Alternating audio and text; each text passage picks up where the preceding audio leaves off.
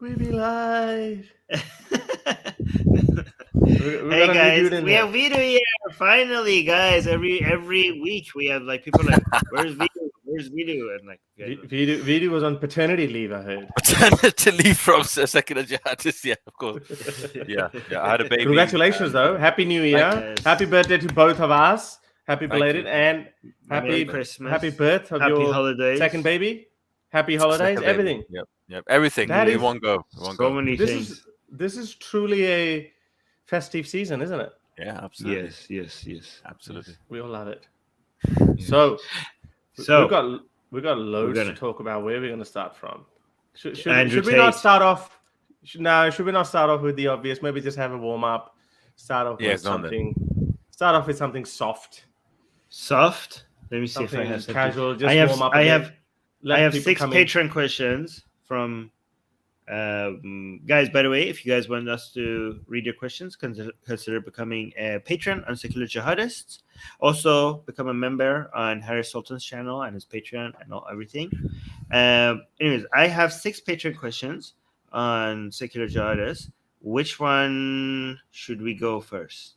Here, that's a good non-controversial one. After seeing Matt Walsh's "What is a Woman," I couldn't help but feel he cherry-picked people who couldn't debate well and then dunked on them. That's exactly what happened. My question is, when will we get the Matt Walsh versus Armin debate? On trans rights and gender issues. I'd watched it on pay-per-view. Yes. You know, the main problem with that documentary was like he kept on trying to corner people and not having a good definition for woman, right? As if these people have a good definition for all the other words that they use without no problem in their day-to-day life. You know what I mean? Like ask them like, hey, give me a specific definition for academia. Let's see what can they do that? Like they can't. Like ask them even simple things. Can you give me a definition for a chair? Like when does a chair stop being a chair? People don't have strict lines for that, but we still use the word chair with no problem. So that's what I would be like. I'm like, oh, what's your definition for woman? And I'm like, you know, I don't really have one right now. I just use it as it fits, as has the utility. Like I just go by what works, what the society is deeming has the most utility for the word. Like it's such a. They change the topic. Like we're trying to give rights and freedoms and comfort to trans people, and they change the discussion. They're trying to hide the transphobia, so they hide behind like, do you have a definition for woman? Do you have a definition for woman? Like, okay, well, that's not the issue here. You know what I mean? What do you think? Let's ask Veedu. Bro, I'm sorry if I'm a caveman on this. And firstly, I haven't watched the documentary. Yeah, I don't even know who this Matt Walsh guy is. Yeah, he's from the Wire, right? The Wire, is it the Daily Wire or the? Yeah. He made a documentary going after trans people. He's a like uber Christian conservative. He's one of the worst, and he's just like I'm not even anti-pronoun, anti-trans stuff. Yes. Yeah. I haven't watched the documentary, so I can't comment on the specifics of that. And maybe he did. I mean, I've seen some of the clips that have come out. You know, the short clips, and yeah, it does look very embarrassing for the other side. It looks like whatever. You know, they can't even get a sentence together, really. But I always thought it was a given what a woman was. You know, but now that seems to be. You know, I don't want to start this whole thing again. But now it's like we don't even know what if you don't know what a woman is, then you can't be a feminist. Because what's a feminist? Someone who's like what? We know what a woman is. So why didn't they know what a woman is if they're professors and academics?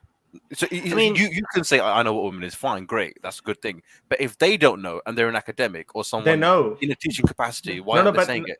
No, but they know they're trying to be inclusive and they're trying to add other factors in that. Bro, we can't play this game. The fact is the fact. Why can't we play this? Why? Tell me. What's going to happen? It's a losing game. Earth is going to stop spinning. What's the cost of calling transgender? What is the cost? So you're asking me what's the cost of compromising the truth to make more people inclusive? Is that what you're asking? No, but truth is subjective. Yes. But truth is subjective. No. Subhanallah. No. Okay. Oh my God. No. I don't know. You're going. He's the most like you're going full on postmodern or something, Harris. But go to the left, go to the left, go to the left. Yeah, you're switching spots. Yeah, you're on the left. No. If you're saying truth objective, but truths are personal. Reality is not subjective. Okay, fine. Reality, fine. If you want to say reality, reality is your truth could be different. I mean, your truth. No, that's postmodern. Okay. How sweet is this for you? We're not. No, there's one truth. There's only one truth. Not a truth. But anyways, yes, anyway, that's an opinion. Yes. So this is a general point. Okay, this is a general point. Do you understand? Do you understand the difference between sex and gender? You understand that? Yes, right? we've gone over that. Yeah. Okay. Yeah. So let's.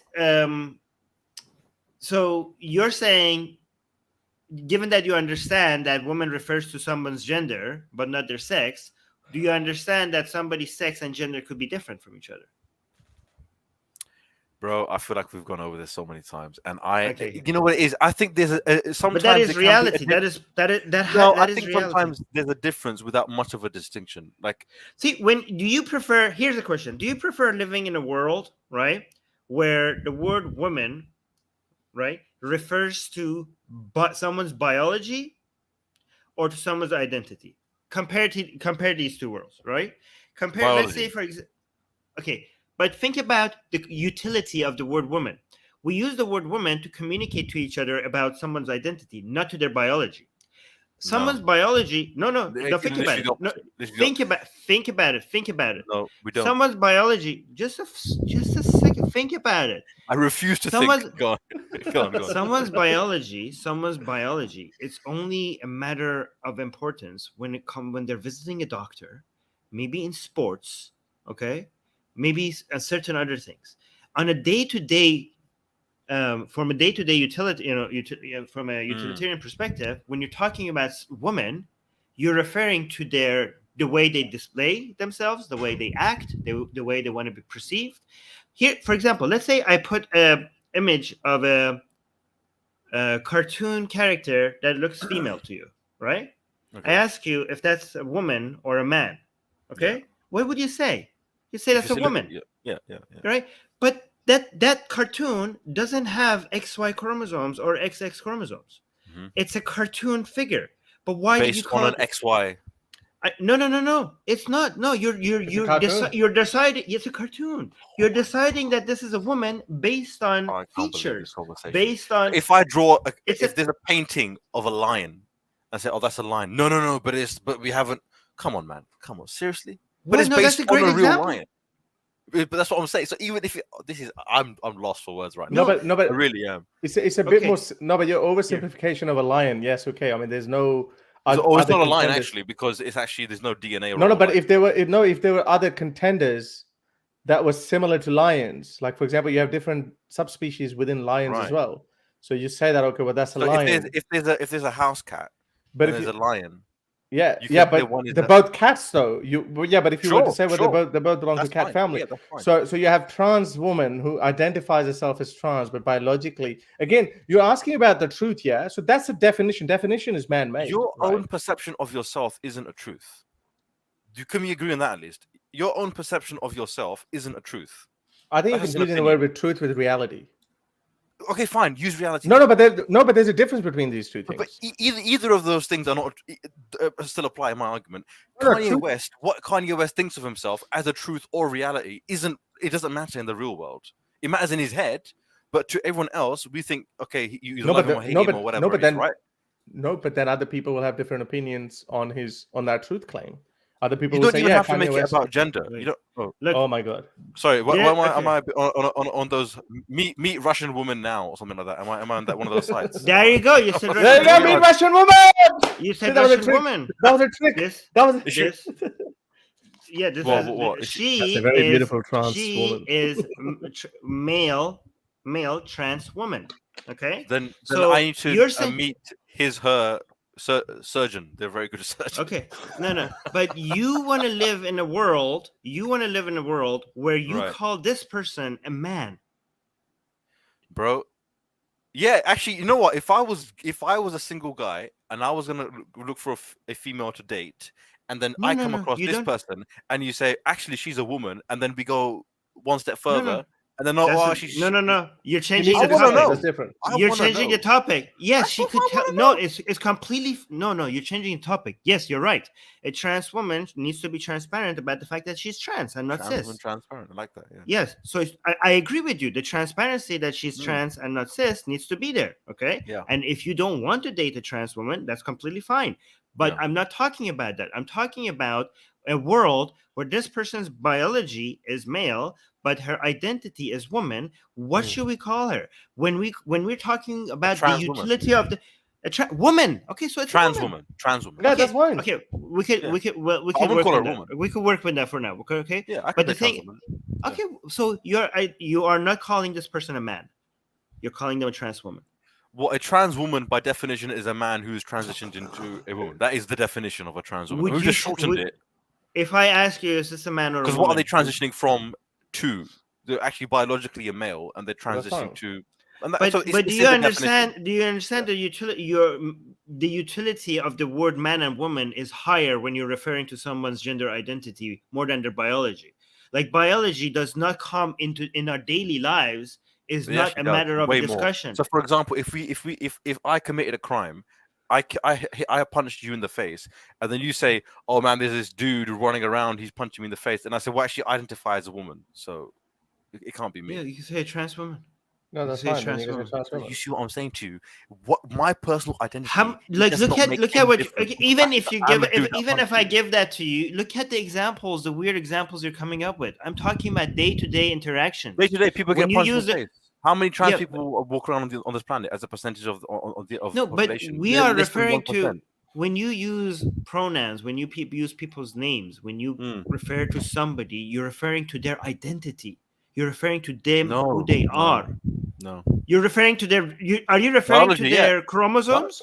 Biology, of course. If I see a dude walking down the street, I'm gonna say that's a man. You're not. I'm not gonna say that's a man walking down the street. No. Here's an interesting thing. Gender is so much separate from biology that we in many languages in the world we have gendered objects. You know what I mean? Like we have gendered the moon and the sun and the pen and ships and countries. Yeah. So gender is so much more about identity than biology. Okay. Oh, very good. That's neither here or there, because at the end of the day, when you look at a dude, which is a stereotypical dude, you're gonna say that's a man. And that's automatically, without any kind of sort of like, it doesn't matter if you're left wing, right wing. You think that's a man. When you who do you say, a man or a woman? When you say what? If I saw Harris walking down the street, I'll say that's a man. Okay, good. But why? Because he's a man. No, not because you checked his chromosome. There is a certain identity about Harris that you associate with man. No, there are certain features, physical features. You can't even. If Harris was a trans man right now, you wouldn't be able to tell. Yeah, then I would say him a man.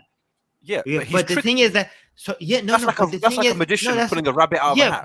But you can see that how man and woman is referring to how somebody is being displayed, how somebody carries themselves, how somebody wants to be portrayed based on chromosomes and genetic thing, not on a trick or an illusion or makeup. It has a correlation to chromosomes, largely so in a society, but it's not a one-on-one thing.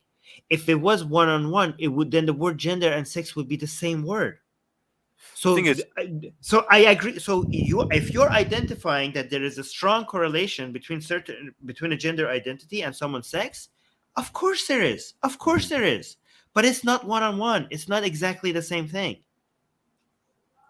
And it is just because there's a little bit of a mismatch, it leaves a percentage of the population, okay, which is a small percentage, but a small percentage of a big number becomes a big enough number for us to acknowledge that when we use gender, we could refer to people's identity, just because it makes these people's lives a lot easier, and it doesn't make our lives that much harder. Well, that's not true. It's not that confusing, man. We'll just look at the real life implications of going down this rabbit hole of redefining what. Again, I don't think most people, honestly, I'm not retarded or stupid, but even me, I don't think, oh, that's someone's gender, that's someone's biology. Most people don't think like that. So you're already. Most people are comfortable now.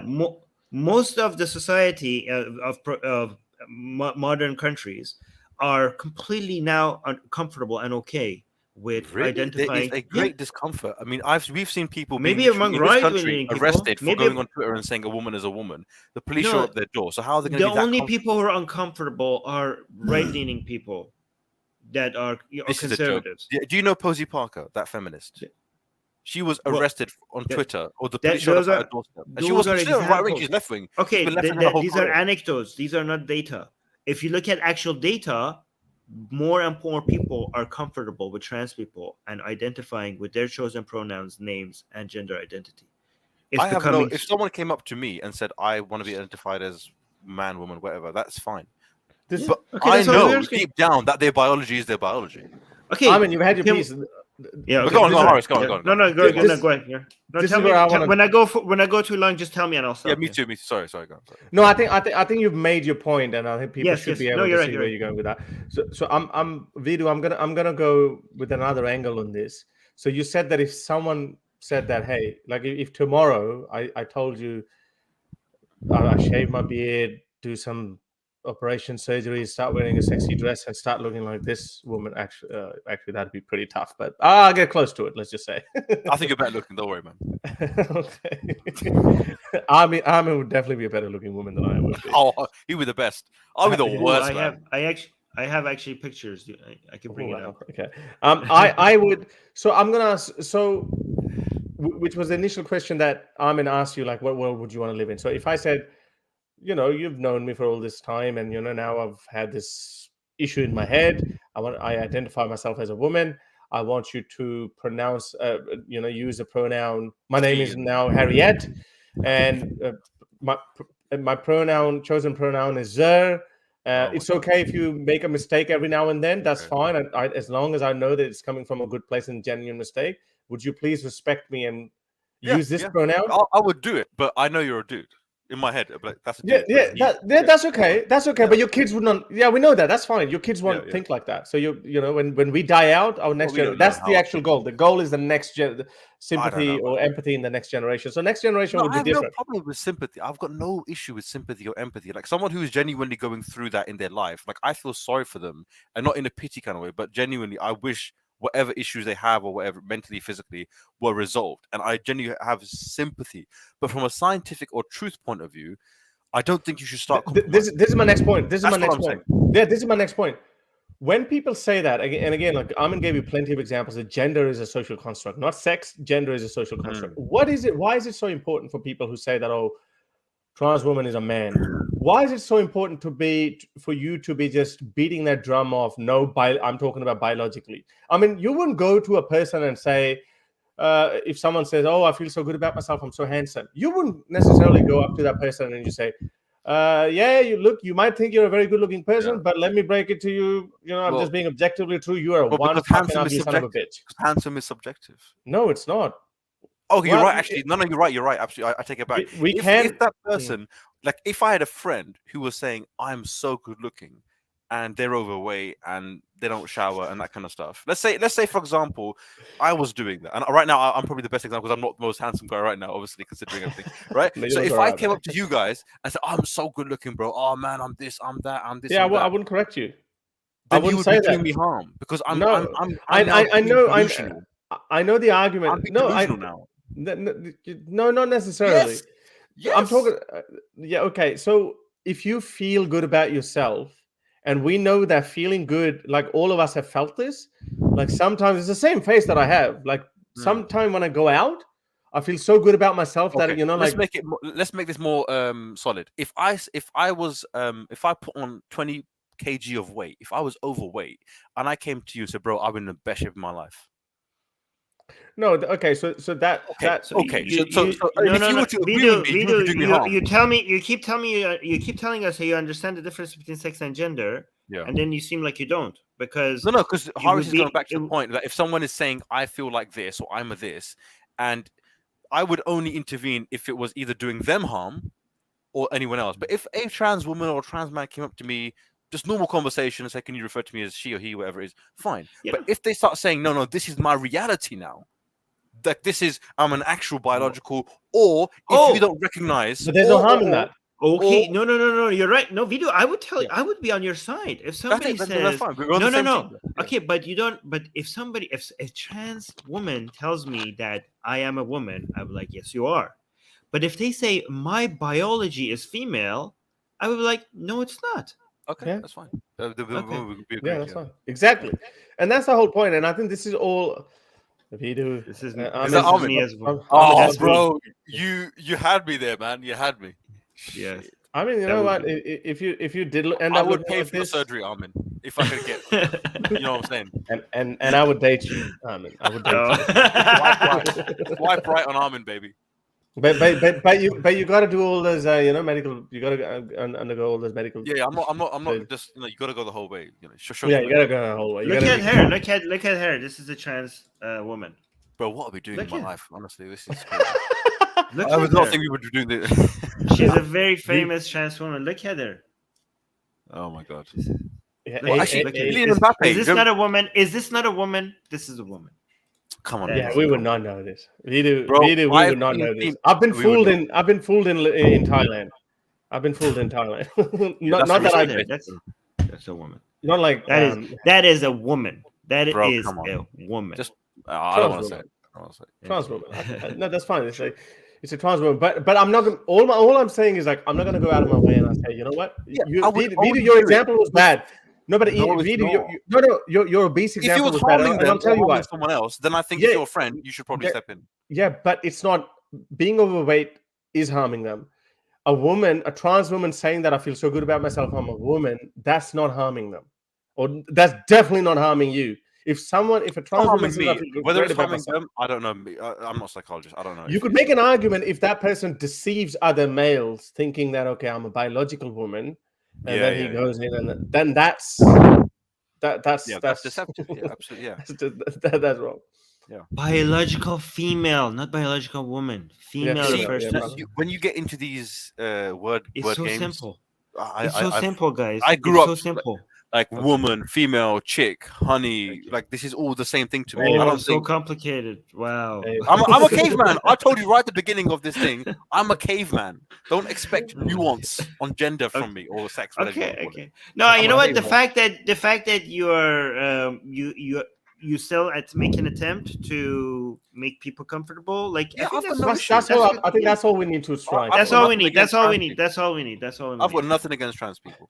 What you think in your mind that man, okay, lady, I'll call you lady or madam, but I know you're a bloke. What goes on in your mind? It doesn't matter because I mean I could be looking at you and I could be saying what a fucking idiot, what an ugly son of a bitch or something. Sure. But as long as I'm not saying it's fine. Actually, let me defend Veedu and tell people not to like. If you say somebody like Veedu, if you're going to push harder, you're making it actually difficult because if somebody is like confused by this and they're like still going and being like, okay, I don't understand this new world, but I'll do the things that it requires for me to make these people comfortable. In my mind, I might think something else, but I'll do the thing that makes these people comfortable. I think you shouldn't make this person feel like, oh no, you're a transphobe, like attack them and make them feel like disgusted because you already gotten to the point where what is required, right? So why would you keep pushing on them and make them feel like, because at that point, if you like keep acting like, no, you have to acknowledge, share right with me that this is a woman, and they're like, you might actually get a negative reaction, and they were like, okay, you know what? I was trying to be accepting, and this might backfire. Oh, exactly. And I told you that this is that's more than the ideas of the left. It's actually the behavior that pushes people towards the right. Yeah, no, I agree. There's an interesting comment here. I don't know if you're able to highlight it or not. Which one? It's by Milahan, Philosopher Corner. What does it say? Just read. It says, "As a real woman, here we are. As a real woman who just had a baby, it is degrading and insulting for a dude in a dress to say he is a woman." I'm gonna leave that with you two. You two can deal with that. I will say you are very insecure that someone else's. Wow, Milan, you are very insecure about your womanhood, given that someone else's personal life affects your womanhood. You are insulted by it. Maybe you should find out how to get more. Let's thicker skin. You are.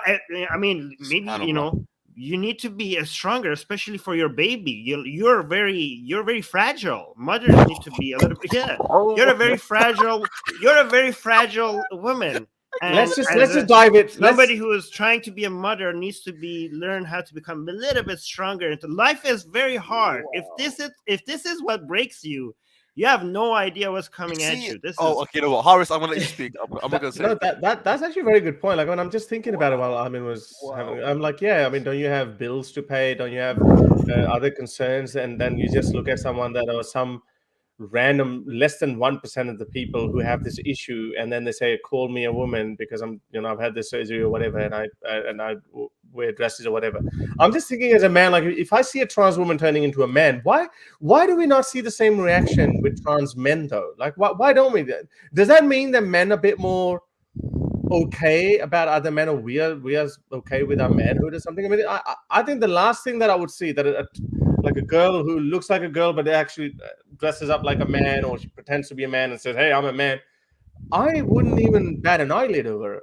Veedu, would you though? Like, let me ask you a question. Would you be upset like if you saw a trans woman, a woman trans man? Would you be upset with that? Would you feel like, oh, come on, man, look at this bloke. I had to freaking grow a dick and this person just went to his doctor and just put it on there?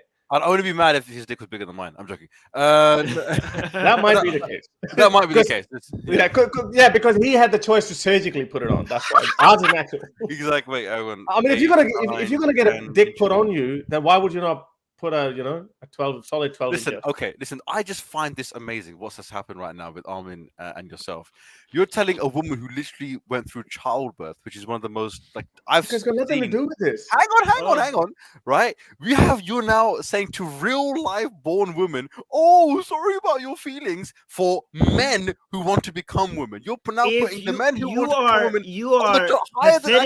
You are a pathetically fragile woman. If someone else identifying as woman insults you, you are pathetically fragile. That's incredible. I find this incredible. Yeah, now you're on the right and I'm on the left because I'm Veedu, this is the problem. No, Veedu, this is the problem. See, this is why I'm standing up for a real woman. I'm a single lady. Go on. Veedu, this is why we say, like, when we were thinking, we were looking at it rationally, objectively. You kind of ended up agreeing with us, but then the moment an emotional argument came, you just jumped in the bandwagon and you just threw everything.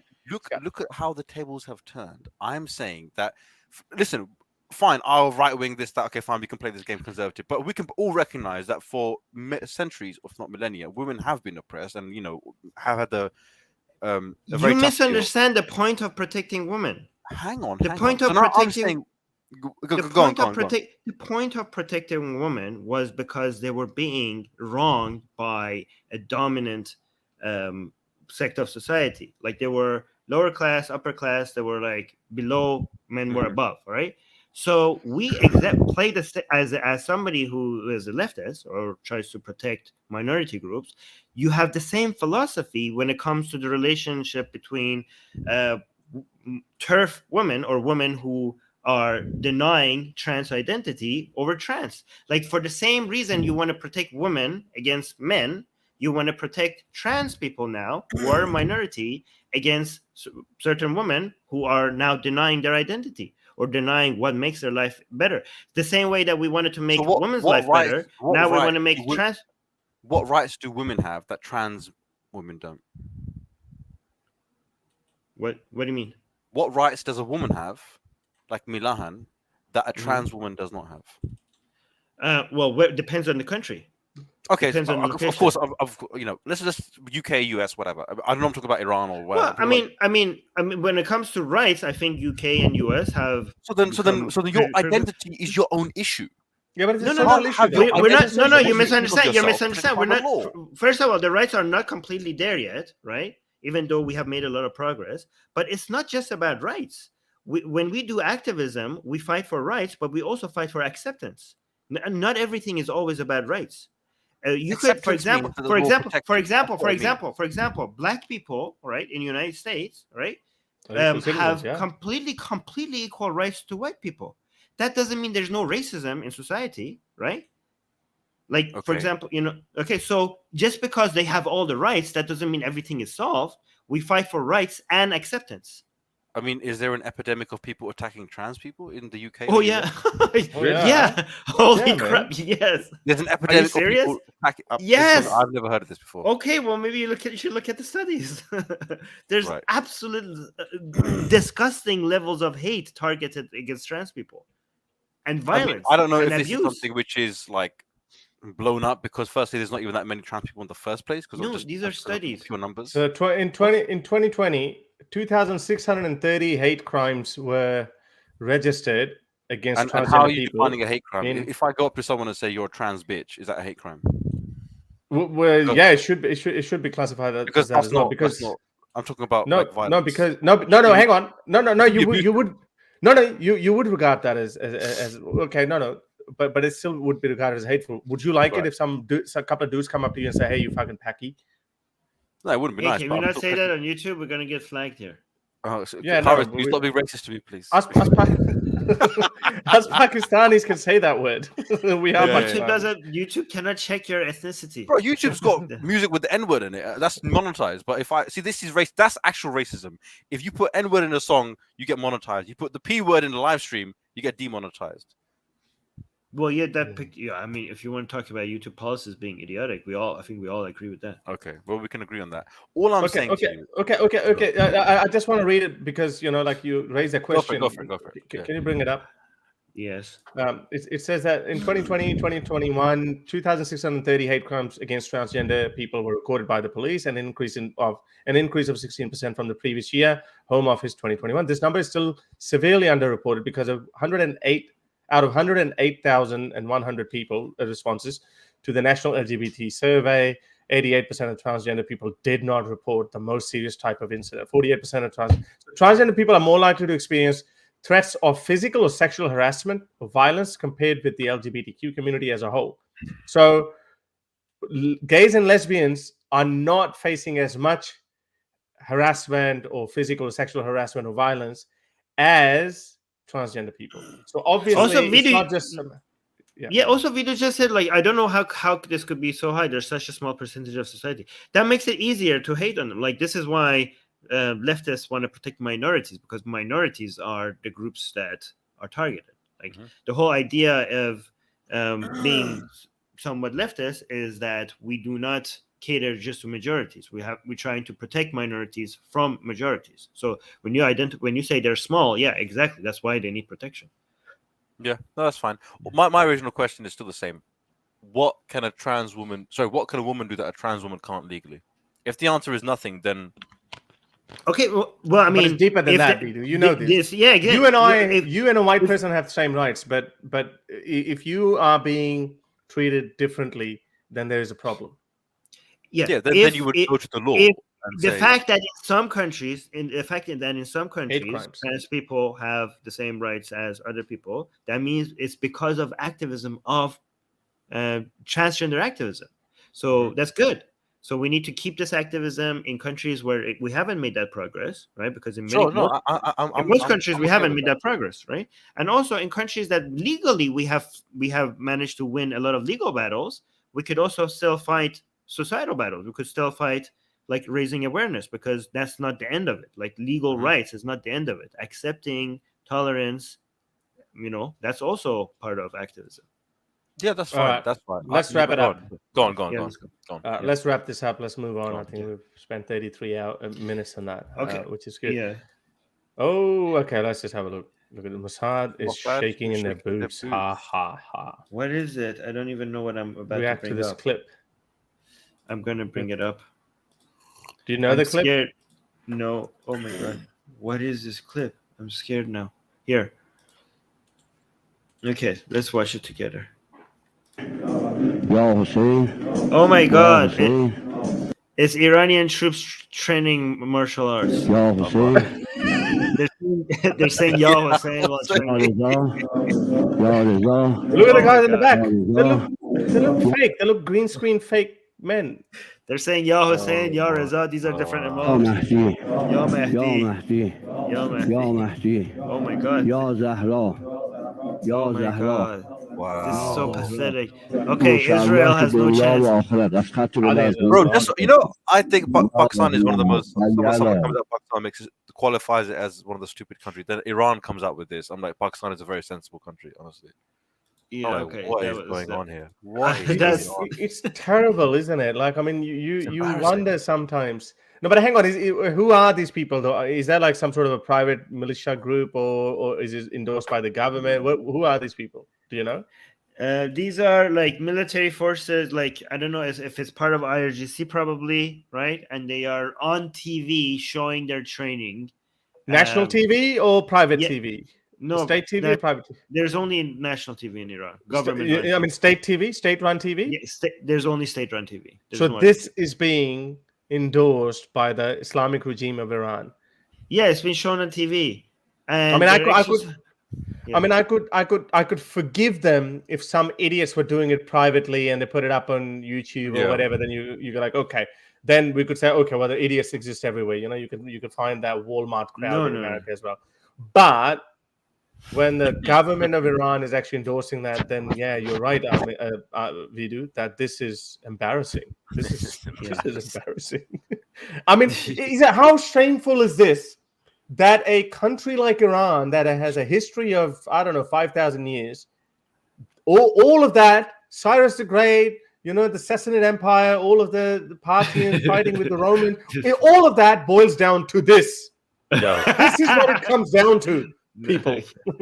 Oh my god. And no wonder, I mean, Mossad and Israel would be like they are. Why would they show this on TV? Are they not embarrassed? Honestly, this is just. Oh hell, that's a flexible old man. You know what? You got to give it to him. This guy, honestly, is more flexible than probably all of us right now. Look at this. Oh my god. No, wow. I could do that. For his age, come on. Yeah, for his age. Yeah, okay. Yeah, no, look at him. Jeez. Wow. Why are they? I reckon this guy will take you. Oh, I think he would. As long as he says Hussein. Wayne. Look at this guy. This is Kung Fu Farsi, honestly. Woo! Oh my god, this is so embarrassing. Yeah. Oh yeah, it's like you're right. Puya is saying this dude looks like Islamic Master Splinter. I was thinking that. I was thinking, who's that guy in Ninja Turtles? Like this guy looks like that. I forgot the name. It's Master Splinter. The guy from Kill Bill. Yeah, I was just gonna say that if his beard was slightly longer, he would have been the guy from the Kill Bill. The one who gouges the eyes out of that the blonde woman. Look, they all have black. Is that a black belt? Yeah. They put black belts on them. Oh my god! Like they don't look like black. I don't know if it's an actual black belt or if it's just for like mourning, because she has like everything black. It could just be it just could be a black belt. They don't move around like people who have black belts, but they have black belts. Anyways, we should move on. Well, thank you for whoever shared that. All right, should we move to our main event? Yes, let's go. We have more questions, but let's go to our main event. We have more questions, but we have. I actually have something very interesting. That's not going to take too long, but I just want a comment from both of you guys, and I actually have a solution to this problem as well. This problem keeps on appearing, especially in England. I'm glad that it's not happening in. I don't think it's happening in France, or actually no, it happened in Germany as well. We saw. A German mosque was allowed to recite the call to prayer. Now, in Stockton, England, a mosque has been allowed to broadcast call to prayer weekly. Now, it says weekly, but here it actually says something else. It's a proposal to broadcast a mosque's call to prayer once a week has been passed. The Farooq-e-Azam Mosque, blah, blah, blah, blah, blah, blah. Council hearing was told it would be no louder than a vacuum cleaner. Now, I don't understand this part. Due to planning regulation. I mean, vacuum cleaner. It's like, so that's what's going to be. I can't even hear it. Yeah. Wait, why would you need regulations like that? You already had permission to play something that was no louder than a vacuum cleaner. Louder than yeah. Like you like no louder than a vacuum cleaner? Didn't you already have the permission to like put like a azan inside your mosque? No, but they want to do it outside. Outside, but nobody can hear it. Yeah. Like you didn't know regulations for that. If it's no louder than a vacuum cleaner, so they've given this. Maybe it means it will be for the houses, like the people who are hearing it. It's going to be no louder than a vacuum cleaner. like on their end, not on the end, on the receiving end, not on the end of the people who are sending it. Yeah, fair enough. That makes sense, because it doesn't make sense. Like if it's gonna, like if the loudspeaker is up here, and imagine there's a vacuum cleaner up there. I mean, you're not going to be able to hear it here. No, you're not. So anyways, the Simon Grundy Planning Services Manager said the right to religious practice was balanced with the right of nearby residents to enjoy their homes. He said while some might find the amplified calls intrusive, noise conditions to lessen the impact, including it being read just once for no more than 2 minutes, would strike an appropriate balance. And the planning officers recommended the proposal for approval, and a video was played to councillors of the Adhan. It will be broadcast on Fridays between midday and 2 p.m. So basically, it's going to happen Friday, calls to prayer, no louder than a vacuum cleaner. Some people objected, but the end councillors voted 10-1 to approve the plan with 2 abstentions. I don't think I agree with this decision, unfortunately, because like you already have church bells. Yeah, well, yeah. So they did give a reference to it. Okay, yeah, so exactly, like how there is no single argument in the world where you could make to say like church bells are allowed and adhan is not allowed. If church bells were banned, then maybe you could also ban the adhan, but you can't have it both. So Labour's Louise Baldock, representing Parkfield and Oxbridge, said the call to prayer would be shorter than the time churches are allowed to ring bells. So yeah, you made a good point, but the problem here is, and I'm going to bring Indian examples. So in one state of India, if someone can put it in the comments if you know which state I'm talking about. So what they did, it was a BJP-led state, and what they said that all calls or religious ceremonies that are done, they're banned. So they asked the temples first to take down their loudspeakers, and then after that they moved on to adhans as well. So they took away the loudspeakers from temples, and then they took away from Muslims as well, because Muslims obviously is a more developed tradition of in India, some state of India. I can't remember which state it was.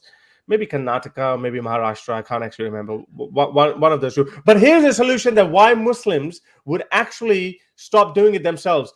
I call out to my Indian brothers and sisters living in England to actually start doing the same thing with their temples, what they call bhajans. Bhajans are like Hindu hymns, where they actually go, Om Jai Jagadish Hare, Swami Jai Jagadish. So they need to do that, because one thing I know, as much as Muslim love to pump their chest and they love it and they feel proud and they feel like they're victorious by shouting the call to prayer, what they call a call to prayer, they love doing that. But you know what they hate more than what they love?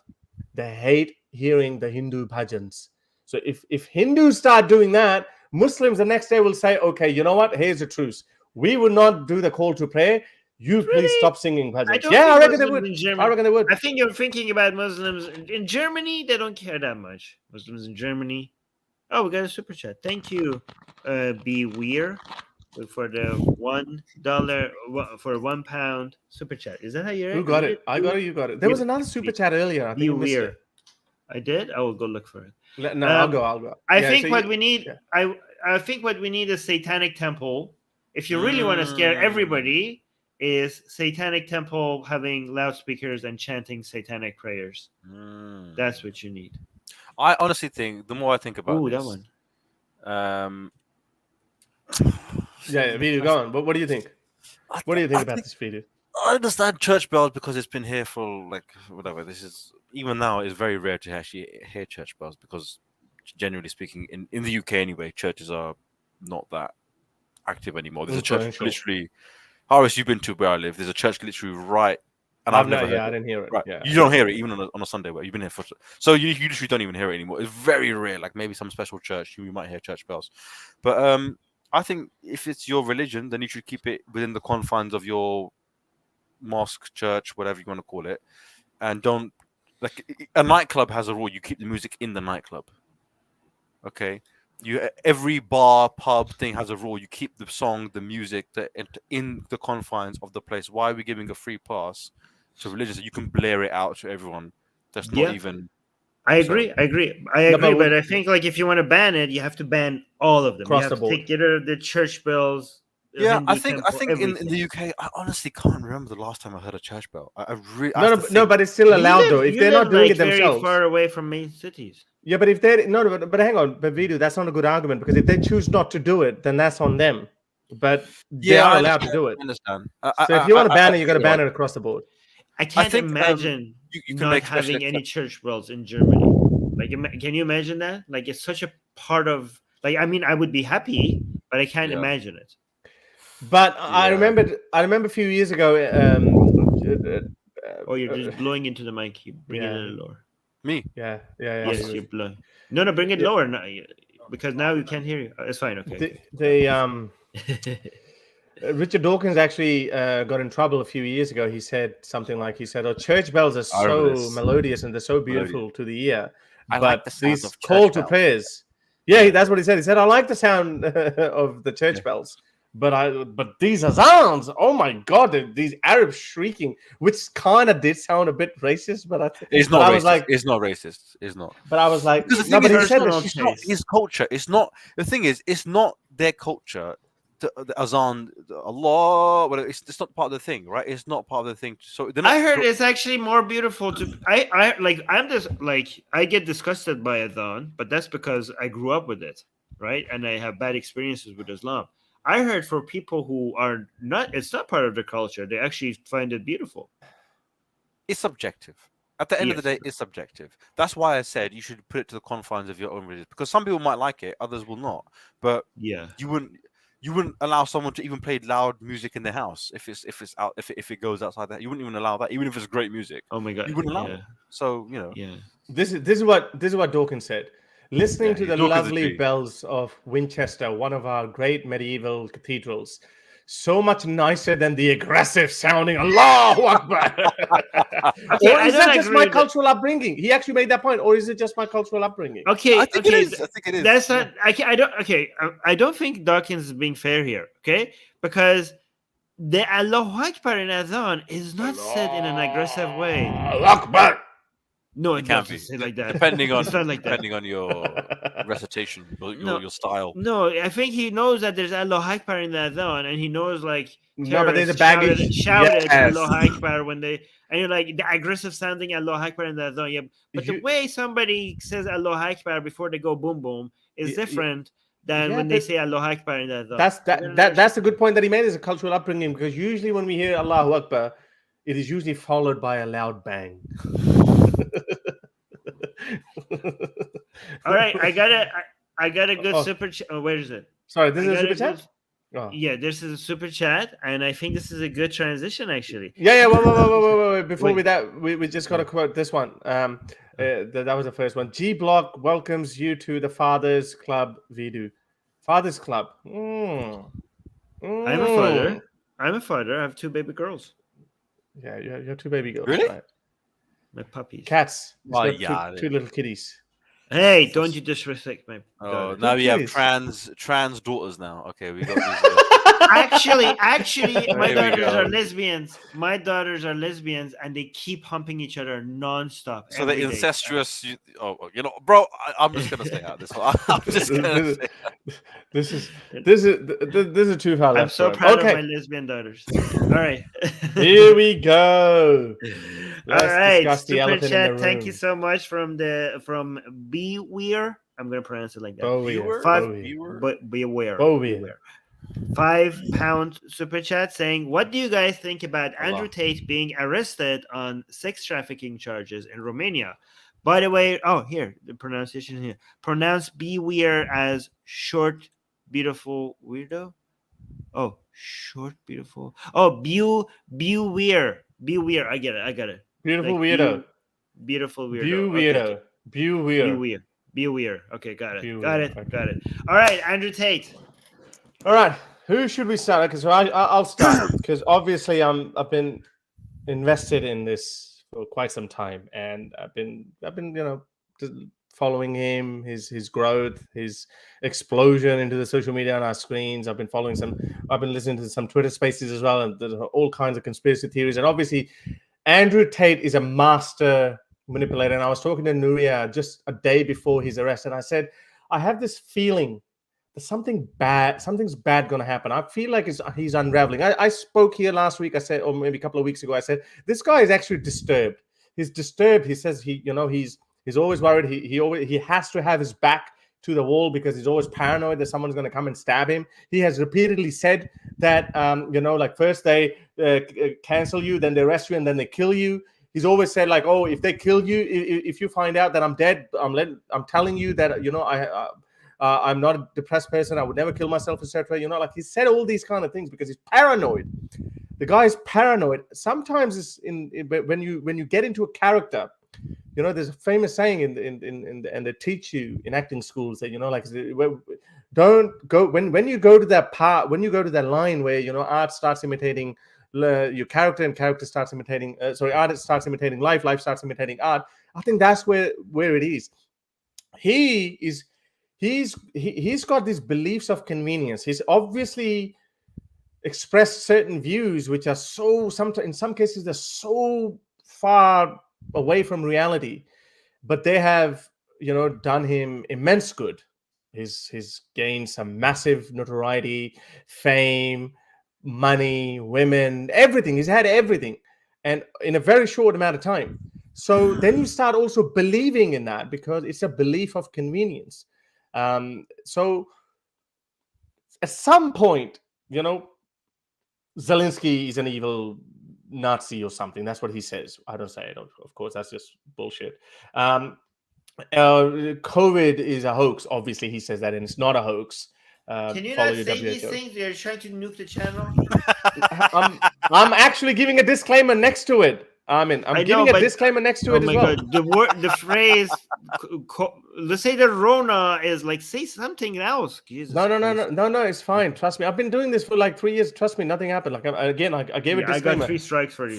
Follow the advice of WHO. That's the official advice. Don't listen to idiots who give you their personal opinions on what these diseases are. But anyway, all of these things, and he's found enormous success in these things, so that he keeps propagating them. But sooner or later, something was going to happen. At some point, he was going to unravel. But we also knew that he had a very shady past. Now, these allegations, these sex allegations, all these trafficking charges, webcam, all of these things have been surfacing on and off again. So I've got Crabman has done a really detailed thread on Twitter about it. I'll just obviously go through some of them. I did tweet it, so you can go through some of them if you want to. Sorry. So, for example, this one. It's a judicial sources revealed to Gandol that in a rented location about 500 meters from the address where they live, and which looks like a real fortress, 4 girls were discovered, including 3 Romanian women and 1 from the USO. Now, he has behaved, and we've said it here over and over again, that he does behave like a cult leader. He has this thing where his ego is bigger than everything. He acts like a god. He does consider himself a god. He said it. Sometimes you might think that, oh, well, this is just a persona. This is just a character he's trying to create. But no, all these cult leaders behave in a similar manner. He says it so proudly. He boastfully says it that, oh, you guys have followers. I have fans. And he makes a difference. It's like fans would do whatever I ask them to do. The ego, the narcissism goes through the roof. And here we played this tweet where he retweeted someone where he said like, oh, if I'm mathematics, then Tate is my number. If I'm science, then he's my god, whatever. And he tweets these kind of things. So the 2 Romanian women had tapped on their left arm the message "owned by Tate," which translated into Romanian means "I belong to Tate." Investigators said that each girl had her own room where, in addition to video cameras, a large number of erotic toys were discovered. Now, obviously, whatever your beliefs are about webcam girls or whatever, we don't kink shame anyone, we don't shame anyone. You're free to do whatever you want, but obviously it becomes problematic when you're forcing and manipulating people. Tristan Tate has made some terrible video. By the way, if you want to see some of that's where he's been labeling people. Let me see. The girls who worked in Tate Brothers video chat studios were branded as cattle. They had been tattooed with the names of the masters. Now, obviously, all of these news stories have been. There's a reputable news channel and the official reports from the Romanian police as well. So let me play 1 or 2 videos because I think it's important to give you a bit of an idea what kind of a person he is. well, I don't think you want to see that, but anyways, he had this like weird sex romp kind of a. Hang on, let me see. It's not generally a good idea to scroll down Twitter live on YouTube. Yeah, no. I've seen this thread. There's nothing. There's no. Maybe get to the part that you want, and then we'll bring it back up. Because it might be okay. It's do you want? I've got this video. I want to play this video. Okay. So he has said it and he's bragged about it, that how he has manipulated girls into thinking that they're his girlfriends, and then he would actually get them to do things that he wants. And he reads some of the things from his own website. We're talking about assets, liabilities, etc. And I'm writing down all my assets, and I'm trying to work out what I have that's worth money. And the only thing I writ down, because I had a car, but what's that worth? Nothing. I'm big and strong, but I'm already fighting. I can't think of anything else to do with that. The only thing I had was, because I've been fighting all around the world, I had these 6 girlfriends. Right? Because you'd win the world title, you fuck a ring girl, she falls in love with you, you're the big millionaire in London, of course, she thinks you live in the balling life, you're in some tiny apartment with a door lock. So I had these girlfriends, and I thought, well, I can't open a strip club, it costs money to open a strip club. And I'm kind of racking my brain, and by absolute coincidence, I'm going around the internet, and I saw in the corner, Talk to Live Girls Now. And I'd never in my life, like, I was never a porn guy. I've never been watching porn or clicking on these things. And I said, Talk to Live Girls. So I clicked on it, and there's some chick there on a computer, like, hi. And I was like, my girls can do that. So that was the very beginning. That was the eureka moment. And there's a part where he says that how he manipulated them. This is his brother. Listen to this call. This is quite embarrassing, actually. What I recommend, Eric, to help them retain their best tippers is give the tipper a little bit of attention when the girl's offline. So if it's a good tipper and he's tipping a lot of money, sell the girl's phone number to him, 2,000-3,000 tokens, whatever. Keep his number in your phone.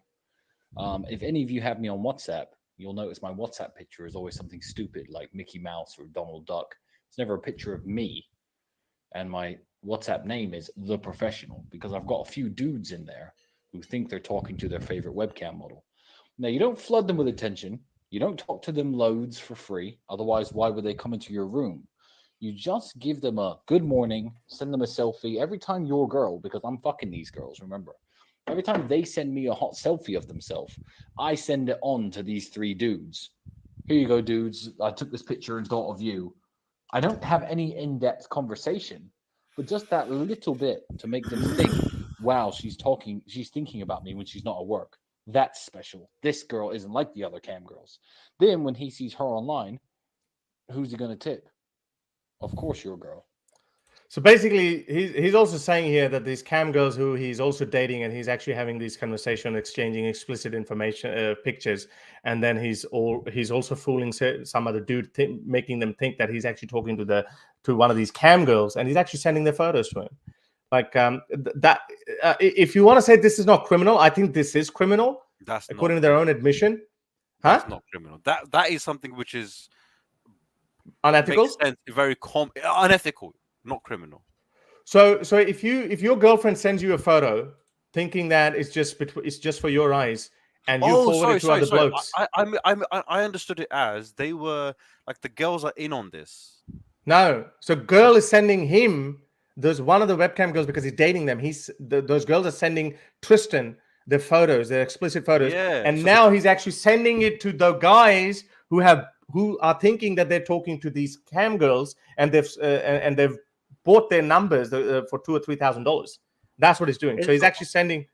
Yeah, but the girls are in on it. The girls obviously are webcam. No, they don't know. No, they don't know that their photos. They've sent this photo to Tristan. They don't know that these photos are going to these dudes.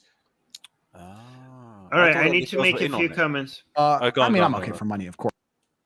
Right. Okay. Can I make a few comments? Okay. Yeah, before I make 2 comments, I got 2 super chats. Thank you so much, Rakshith, saying Abu Tate, Sridharan saying Abu Tate in jail with 72 Houris and all Houris. Also, BJP GOP and another super chat. Thank you again. Saying BJP GOP CCP and Likud as political parties have one thing in common: intolerance, authoritarian thinking, and anti-LGBT. I agree with that. However, going back to Andrew Tate. Okay, so First of all, before I say my opinions, we have to make a correction to last week, right? Because Harris, I don't know if you noticed, because that audio that you had of Andrew Tate regarding him being a Muslim sometimes, being Christian sometimes, that was probably before he came out with his conversion story. If you go actually look at the time that he mentioned that I'm sometimes a Christian, sometimes a Muslim, and you mentioned that, oh, shows that he went back to being ex-Muslim. That was, he said that. All right, okay. So just want to correct that. So he's still, he's a manipulative, but he's still Muslim. All right. So this guy is a full-on, con artist. By the way, Greta destroyed him on Twitter. This has been one of the most celebrated tweets. The responses. This girl was on fire. Seriously, like the responses were. We want to go to Greta. We would go to Greta. Okay. Don't you want to comment on this? I'm gonna focus. I'm gonna focus on Tate. Okay. So there's the guy has this conspiracy theory that the whole world is after him. Okay, but think about what he's actually saying. The guy he's not stupid. I agree now that he's not stupid, but he is taking advantage of so many stupid people, because what he's telling them is that I am giving out certain secrets about how society works for you to get out of this matrix. And the powers that be are so afraid of this information that the whole system is coming down on me to silence me. Okay. But what is he teaching people? What are these? He's teaching people how to invest in cryptocurrency, how to pick stocks, like in his courses. And he's not even doing the teaching. He has hired some dudes to come and give you classes that you could get for free on YouTube. You can get better versions of his courses for free on YouTube, right? So, and he tells you what? He tells you to go spend so much money not to impress women. Okay, the secret to life is to spend money, a lot of money, to buy things to impress other men. Okay, if anything, this is like being stuck in the matrix. This is not for being free. But what is any of this information? Any of this information is making the powerful world leaders scared that they're all collaborating to hunt him down. What is he like? You're not telling us anything that is it's just so unbelievable that his fans think oh my God, he's unlocking to the secrets of the universe and they have to silence him. What is he telling you? He's telling you to beat women, buy stuff for your dues so that they like you. And this is how you pick stocks and cryptocurrency. It's idiotic that people even take them seriously. But he's once I looked into his model, Harris, I think you're right. Okay. The money that he's making is mostly he used to make money from these girls, okay? But he has figured out a scheme that was genius, okay? And is making so much more money than girls. Now the girls are there just so that he has his image. The girls are not making him that much money. The girls need to be around him so that he shows he has this top G kind of image around him, right? But his actual model is that he realized that on TikTok, unlike other social media, and newer accounts get more virality than older accounts. Like in other social media, you need to build a following, and then your post might go more viral because you have a lot of following. But TikTok, because it was trying to encourage more people to join TikTok, as soon as new posts by new accounts got more virals. So went more viral. So he was making new accounts. He was getting, he wasn't even making his own account, right? So what he was doing, he was on purpose figuring out controversial things to say, right? And getting other people to open new TikTok accounts and clip the most controversial part of his videos, okay? And make it go viral on TikTok. And they would make money by using those viral clips to do affiliate marketing for his course. So it worked. It just went boom, right? So when you see Andrew Tate saying things that you're like, oh my God, that is so misogynistic, that is so disgusting, that is so, I don't know, in poor taste. He's like, and you think the guy is an idiot for saying these things. No, he's not an idiot. He's specifically choosing to say things that are controversial because he needs them to go viral so that they could be used as affiliate links to his course. Another interesting point Coffeezilla made. He said this is hilarious. So he draws attention to himself by making these controversial, these provocative things, but his business model has got nothing to do with that. He draws attention to himself, and then he takes it to Hustler University. So Hustler University is not impacted by that. But having said that, there are a lot of people have now looked into it, and they say, well, 150,000 people paying $50 a month, which works out to be $7.5 million a month or something like that. That number actually cannot be verified. So with everything that he's done, he has obviously overly exaggerated his stuff. So people are saying, well, I was watching a clip where he was saying like, yeah, I'm in north of 300 million. I'm worth more than $350 million, roughly around there. That's what he said, which is absolute bullshit. He doesn't have a private jet. He hired a private jet. Yeah, he hires these cars, takes photos, and then he gets away with it. He hired a yacht, and then filmed it with two girls and blah blah blah, doing the kickboxing. So he hires those things, and he creates this persona, which is fine. Again, well done. You're doing something. You're portraying this image, and idiots are falling for it. Idiots are falling for it. So that's a business model. But the problem is, Armin, the reason why people think that his numbers are highly inflated, which you said that this Hustler University, 150,000 people paying $50 a month, that is highly inflated because the cam girl thing was still in operation until very recently, up until 2021 as well. Ooh. So he wasn't. Some of these accusations, the 6 girls have made accusations. One of the girls actually, she was American. That's the one that actually became, like a thorn in his eye, because she was American. Her boyfriend reported she went to Romania. I don't know why she did that, but she did it, even though she had a boyfriend. And then Tristan put her in a room, and that's it. And then she sent an email to her boyfriend. Boyfriend alerted the American authorities. American authorities alerted Romania, and henceforth, and some people there are a lot of holes in there. And then that's the reason people say that he went to Romania, but again, UAE. But then we don't understand why he actually went to Romania. So anyway, so all of that will come clean. We don't know. We don't have any. I'm not going to give any official judgment on that. But what he just said about 6 girlfriends, he would proudly boast about it. Look at it. This is from his own website. My job was to get women to fall in love with me. Literally, that was my job. My job was to meet a girl, go on a few dates, sleep with her, test if she's quality, get her to fall in love with me, to where she'd do anything I say, and then get her on webcam so we could become rich together.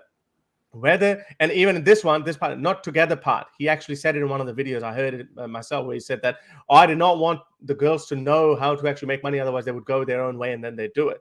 But initially, they were not willing to do it. They were just, as this part he said, that they would fall in love. So now they're being manipulated. Like, oh, my boyfriend wants me to do this.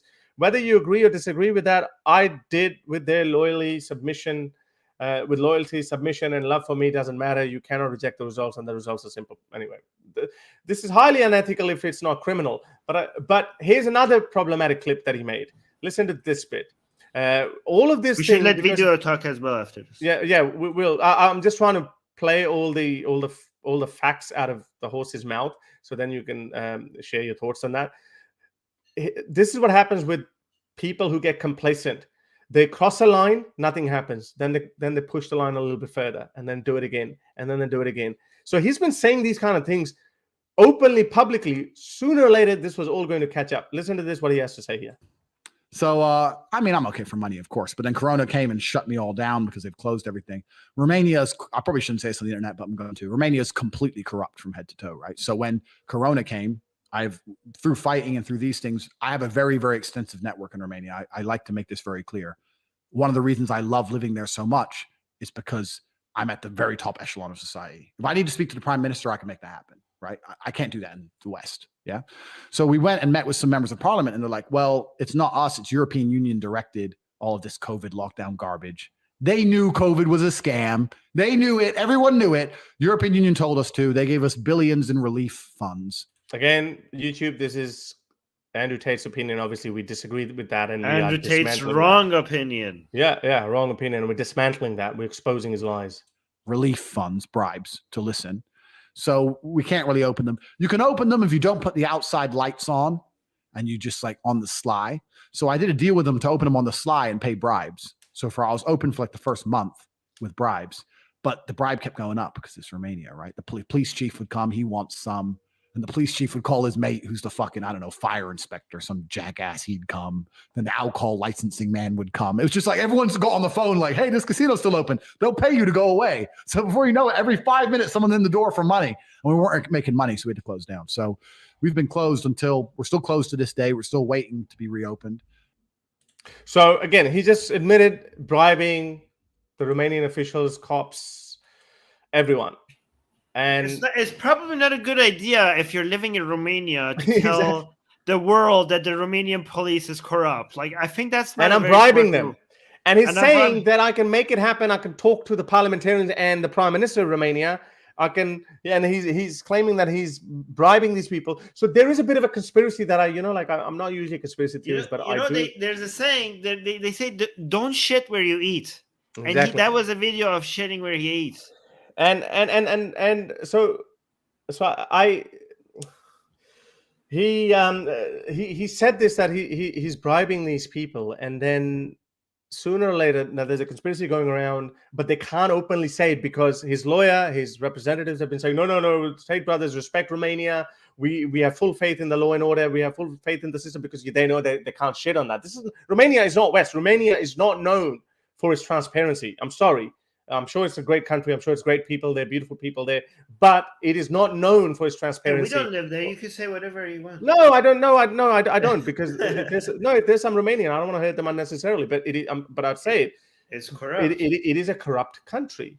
Eastern European countries, they are corrupt. I went to Serbia. It is corrupt. I'm sorry, but people are wonderful. But anyway, so they're saying that people who deal with sex industry, casinos in countries like Romania,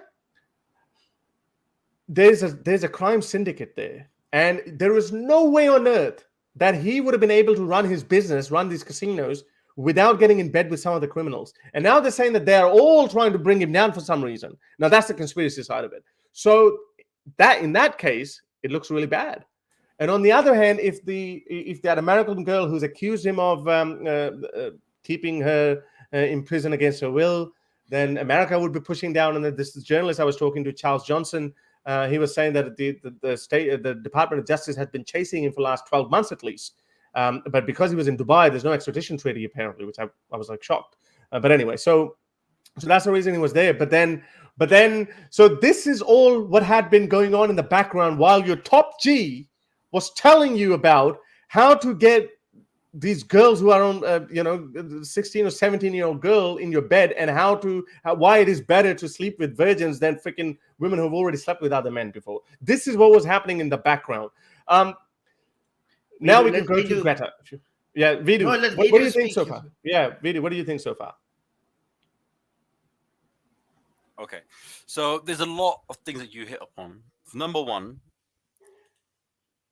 can you move it a little bit more? Your voice is a bit low. Yeah. Oh, sorry. Yeah, sorry. There's so many things. Let me just think. So number one, I actually remember watching Tate when he was not that popular. I was watching on YouTube. I don't have TikTok, so I was watching on YouTube. And I remember watching that interview you played, that one with the one recently with Romania's corrupt, whatever, when it actually came out, like right when it first came out. And I thought to myself, so what you're telling me is the only way you can become rich, you Andrew Tate, is if you go to a corrupt country where people are easily corruptible, they have no strong laws, you're able to manipulate women in becoming webcam girls. You're able to manipulate men in paying those webcam girls, thinking that they're actually talking to those webcam girls when they're not. And then you open up a casino, and then the way he had in that same video, he told how he was able to open that casino because he bribery, all this kind of stuff, backhanded stuff. So you're telling me the only way you're able to make millions is by going to a country where there's not really any strong laws, and you're able to manipulate people. At the same time, your image is, I'm a strong man, I'm strong, I'm alpha, and you're a man, you should be strong, and you should be alpha, while you've made your money on the backs of men who are gambling their money away and throwing their money to girls, thinking that these are losers, basically. So on one side, you're saying strong men should be strong. At the same time, you're making them weaker and weaker by making them more dependent on gambling and more dependent on cam girls. Right? You're a vegetarian that has a butcher shop. Right? That's what you are. Okay, how are you going to say men be strong at the same time have a webcam business? How are you going to say men be strong at the same time throw your money away in gambling? It doesn't make any sense, right? There's a complete contradiction in your image, right? Well, and then on top of that, he has become the Matrix. He has become the very thing exactly he warned you against. He has used every single marketing play, social media algorithm, everything that CNN, BBC, Fox, all YouTube, everything that they use, he's used as well. Worse. He has become the very thing he warned you against. He has preyed on the very people he is claiming to help. Exactly. So that's when I said to you last time when we spoke about this, he's very clever, he's very smart, he knows the rules of the game, and he just used, and I've heard him say this before in regards to chess. He goes, in chess, I can't change the rules of the game. It is what it is. A pawn is a pawn. It can only move this way. So as a chess player, I have to think, what's my best move? He's understood the rules of the game. He can't make that amount of money in the West where there are strict laws. So he goes to a country where there are not strict laws. And then he's able to make the best move. And this is where he is right now. That's when it comes to the Muslim thing. He understands that being a Muslim has a certain clout. It has a certain image. People in the West don't like criticizing Muslims because the last thing that they want to be accused of is being a racist or intolerant or blah, blah, blah. He understands there's a certain cultural capital, social capital by being a Muslim. Okay, there's a certain alphaness around it. So he's like, listen, if I'm getting heat from a lot of people right now, cancelled this, that, if I become Muslim, there's a certain level of protection, certain level of clout I'm going to get. So I can have my webcam business. I can have my casino business. I can have 15 different girls every single day of the week. But if I at least publicly say I'm Muslim, it gives me a certain leverage. So he's done that. Okay, he's done that. All of this, remember, this is a chess player from the age of like when he was 9. His dad was a chess player. He's very smart. He's playing a lot of these. He's doing all of this is not coincidental. Okay, all of this is very, very planned. So that's that. Now you mentioned something about the girl in America. Again, I'm not his lawyer. I don't know all the details, but the way he explained this is not the recent one. This is like some months ago, earlier on in the year or last year now, where he said some girl was partying with him. Again, she had a boyfriend. She then puts up an Instagram post saying, "Oh, I'm at his party or whatever his location." But then the signal or her battery died or whatever it was. So her boyfriend's trying to get in contact with her, saying, "Where are you? Where are you?" She's not replying. So he thinks, "Oh, she's been kidnapped or she's lost." Then that's when they arrested him, and then they're like, "Wait, we're having a party. Like, what's the big deal?" Again, I don't know. That was what he said. So it could be that. Now, sex trafficking, obviously rape, obviously manipulation. Technically, it's not a crime, but it's very unethical and not what a top G would do, by the way. Exactly. That's the point. No, that's not very top G to manipulate. For me, if I'm a top G, a girl should want me for who I am. I shouldn't have to deceive her, right? I shouldn't have to play a trick or a game like a magician or some cheesy pickup artist to be like, "Oh, I'm this, I'm that," when I'm not actually this or that, right? So anyway, that's not top G material. Okay. Here's the two things, yeah. So obviously now innocent until proven guilty, fair enough. Let the authorities find out what he's done because we don't have the technical details of this. We don't. We don't have it. We know probably literally 5% of what's really. And there is no way, that we can or we should pass a judgment whether he's guilty or not. But having said that, though, these clips. The sayings, what he's been doing, there's still a lot of it from his own mouth that at least we can say it might not be criminal, but it is at least unethical. And as you rightly said, this is not very top G like. That's not top G. I just want to play a couple of more videos to you. Again, this is whether that's criminal or not. I'll leave it to you guys. And there's always something we can judge the morality of it. We're not legal experts, but we are moral. Yeah, we can make a moral judgment because is that the guy who? Is that the guy? These people who say, "Oh, he's improving." You know the common argument that I get from these people. "Oh, you know what, Andrew, call it whatever you want." But Andrew Tate has made a lot of people go to gym. Okay, all right. I mean, anyway, so have a listen to some of these other videos as well. This is probably 40% of the reason I moved to Romania because in Eastern Europe, none of this garbage flies. If you're going to go to the police and say he raped me back in 1988, they're going to say we should have done something about it then. You go to the police and say rape me yesterday. You say, okay, if you got physical evidence, or is there CCTV proof? Where did it happen? Okay, let's go interview him right now. And if it wasn't really rape, that's like, we went to the club, we got drunk, she agreed to go back to my house, we started having sex, and then we carried on having sex, and then we had sex, and she didn't say anything wrong, and then she texted me afterwards, and I didn't text back, and now she's saying I raped her. The police are like, okay, bye. But no, not in the West. In the West, you can tell them that exact story, you're still fucked. You're fucked in the West. People say, why do you live in Romania? And I so again, this, one of them is the Me Too era. He has his own picture on his screen. Yeah. Listen. God damn it. Listen to this. You're still fucked. You're fucked in the West. People say, why do you live in Romania? And I explain my 5 reasons. One of them is the Me Too era. They go, oh, well, you're a rapist. I say, no, I'm not a fucking rapist. But I like the idea of being able to just say to do what I want. I like being free. This is probably so a lot of people are saying that this clip means that, you know, like he wanted these kind of laxed rules in Romania. Here's another video. Just listen to this one. I'm not going to go full screen. Also, when you're real G is that you're here, you're there, you're everywhere. You're making moves, you're making money. You got to go to Poland, you got to go to Warsaw, fucking Dubai, Miami. Anyone who watches Take Confidential knows I'm all over the place. So I end up with all these chicks just stuck in their house, sitting there, bored, completely in love with me. And of course, they don't go out. Scroll down. They're not allowed out. They're not allowed out. Tapes away, so they go out with their friends. No. You don't go to the club with your friends. I don't know what kind of bitch ass dude is letting his chicks go to the club with her friends without him. No, you stay in the house. You don't go nowhere. You're not no restaurants, no clubs, nothing. Also, when you're real G is that you're here, you're there, you're everywhere. So again, I've seen so many of his chicks in like restaurants with him and stuff. I don't know what he's talking about. He's just saying stuff for people to be offended. That's what he's doing. I mean, this is okay, fine. I mean, that's just like Milo Yiannopoulos kind of. That's the play. More though. But don't you guys think that there is a lot of?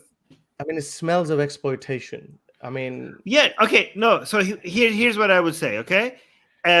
I wouldn't be surprised if he was okay. So I don't know what he has done. That's why we have courts. But this is based on his personality. If it comes out that he's exploiting people and doing human trafficking, I wouldn't be like, oh no way, really him, Andrew Tate? Who would have guessed? No, I would be like, yep, that sounds about right. Okay, that's how I. And his brother is actually in more trouble. I mean, this is the kind of stuff they've been saying. Remember, guys, 30 is the first year you can legally F women half your age. Don't feel old. Life gets better. Again, like these are the outrageous things that people are saying. What was that? Bring it back. Yeah, because in Romania, I think in Romania, the age of consent is 15. 15, yeah. So there you go. Remember, guys, 30 is the first year you can legally F. He said things like, you should only sleep with virgin girls and girls older, have no birth. That kind of thing. Again, like you could argue that this is shock value tactic. But again, my problem is, fair enough. Maybe he comes out of his clean. He hasn't committed any crime. He just said these atrocious things. Okay, fair enough if you want to go with that. My problem is, what kind of men would actually look up to him and say, wow, you're a good role model? So basically he's saying, the moment a woman has slept with someone, that's it. She's not worth anything. What kind of a world are we? I don't think he said. No, but this is what he's meant. No. Tristan actually said that. Tristan said that you should only fuck virgin girls because after that it doesn't mean anything. He actually says that I will tell you how to get girls who are 16 years old and spend time on it. That kind of it's age of consent. I haven't come across this stuff. Well, let me find that video. I can find it for you. Okay, another thing to point out, and we should move on, guys. You said you were gonna spend less time, but but Andrew Tate is a big one. We can keep. Okay, but one thing else I want to mention is that this guy kept telling you that they're gonna come after me, they're gonna frame me, they're gonna arrest me. Yeah. To me, that sounds like he knows that he has committed crimes. And he's just preparing his audience for that. Like, see, I told you. Yeah. I told you they're gonna frame me. So he's like preparing his audience for that moment because he knows that eventually. My guess that he knew that eventually the law will caught up to him. So he's like lying to his audience. He's like, I didn't do anything wrong, but I'm just breaking this entire system. I'm like helping everybody come out of the matrix, and the powers that be don't want it, and that's why they're gonna arrest me. Well, and his fans believe that. let's use his own argument against him, right? So when he was saying that he opened the casino during COVID, he had to make certain bribes. But once you start making one bribe to one person, other people turn up as well and be like, well, I want my cut of the pie, right? So if he's become this huge guy and he's saying he's now worth however many hundreds of millions, 300 million, other people in Romania be like, hang on a second, like you made this money from us and we want a cut as well. And now he's probably thinking, well, actually, I don't want to pay you anymore. I'm going to move to Dubai. I'm doing this. But they're like, no. We know who you are. You got here because of us. So if you don't give us money, the same way how you can corrupt the police one way, you just corrupt the police the other way. Yeah. That's the problem with living in a corrupt. You can use the law in your favor, but once you become a nuisance or you don't pay up, they'll just use it against you. That's a very valid point, and this is why I said that this conspiracy actually makes sense to me. That he might be in deeper shit than we actually think. We don't know. Let's wait for the actual. I'm using his own argument, right? If it's corrupt one way, you think that they're going to worship Andrew Tate in Romania? They're like, no, this is not even Romanian. This guy's not even Romanian, so we can just get rid of him. But I want to talk about this. So this is how it's so funny. The organization that brought him down is also called Greta. It's called something. No way. Are you serious? Yes. No. Yes. It's just a remarkable coincidence. Let me show you. No. The organization. Wait a second. The organization that brought him down is called Greta. Yeah. Well, they have been investigating me. Look at this. It's this one. There's some remarkable. So hang on. Where is this? Oh my god. This is gonna feed into the conspiracy theories. No, it's not. Hang on, where is it? Let me find it is. It's already there, man. I wouldn't be surprised if she was behind it. They think that the police went out. His fans, guys, this is how stupid his fans are. His fans think that the police is arresting him because he targeted Greta. Yeah, I know, that's so stupid. Yeah, exactly. His fans think that the powers in the world are like Greta is like their mascot, like in front of him, and you can't. That's like a holy figure for the powers that be. So when you go attack that, they're like, okay, that's it. We need to arrest them. This is it. That's their actual theory. The group of experts on action against trafficking in human beings called Greta. This is a Council of Europe. Okay, this is gonna feed into so many conspiracies. You have no idea. It is. But anyway, so this is how it all started. Yeah, Taters are so freaking stupid that it's not even funny. So he just goes out of his way. He said, you know what? Because he's a shock jock. Yeah, these are his tactics. Look at him. Look at him. Yeah, he's like, hello, Greta Thunberg. I have 33 cars. Again, absolute bullshit. I doubt it. Show us your registration, Top G. You just freaking Bugattis. You just hire these cars, take these photos, and you're like, okay, yeah, we're not that idiots. My Bugatti, blah, blah, blah. My Ferrari, 6.5 liter V12. This is just a start. Please provide your email address so I can send a complete list of my car collection and the respective enormous emissions. Greta Thunberg responds a few minutes later, and not a few minutes, few hours later. That is a perfect response. This is a perfect response. It just pissed him off so much, though. Yes, please do enlighten me. Email me at, she should have added, Andrew Tate has smalldickenergy@getalife.com. But again, it's so stupid. Just read it. Just read what it is. smalldickenergy@getalife.com. Yes. So, and then he got so triggered by that. By the way, but you know why he got triggered? Because it's probably true. No, like it's not like small dick or anything, but because it's he's making up for. No, like he probably has insecurities. Like somebody that is obsessed so much with their image is probably dealing with certain insecurities that he's compensating for. So I think Greta touched a nerve.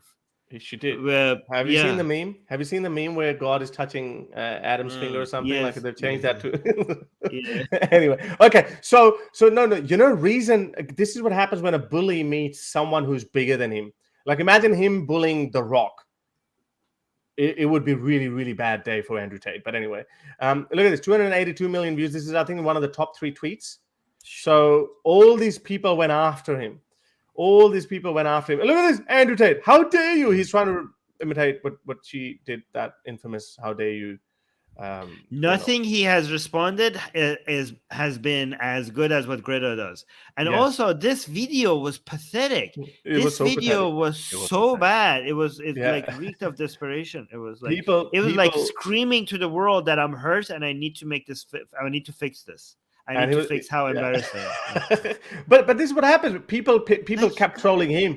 Top G's fans, Taters there were just not enough Taters there as there were Greta fangirls or fanboys. Look, like grabbing a cigar and then oh my god! Like, Okay, top G. Jesus Christ. Yeah, top G. Like he sat on it and just couldn't come up with it. He just took. But again, this is just hilarious cosmic justice. But this is such a hilarious. I'm getting secondhand cringe. I don't know. I can feel my hair rising. It's just like I've. No, but this is such a hilarious cosmic justice again. Like as I said, because of Greta itself, and then Greta said, "This is what happens." Did you read that tweet after he got arrested? So a few hours later, he got arrested. Yes. And this is what she says. She says this. She says, "This is what happens when you don't recycle your pizza boxes." No, because but you should give the context, because in the video he was like, "Oh, he's for green gases, adding to green gases," and then he was like, "Make sure." And he said in the video, "Make sure when he ordered the pizza, he said, make sure you don't recycle those." Yeah, the guy is such an absolute absolute dickhead. Like I mean, and he also doesn't understand global warming. He's like, "Oh, they want to make the sun stop from being hot." Stop being hot. Like, he said. So he basically said that these climate activists, they want the sun to stop being hot. Dude, the sun could have the same heat, but if the atmosphere has more CO2, then more of that heat will remain inside. Is it trapped inside? It doesn't. Oh my God! These people, the people who are criticizing like climate activists, do not understand the most basic scientific understanding of what they're even criticizing. Like, oh, they want to make the sun from stop being hot. God damn it! And these people are taken seriously.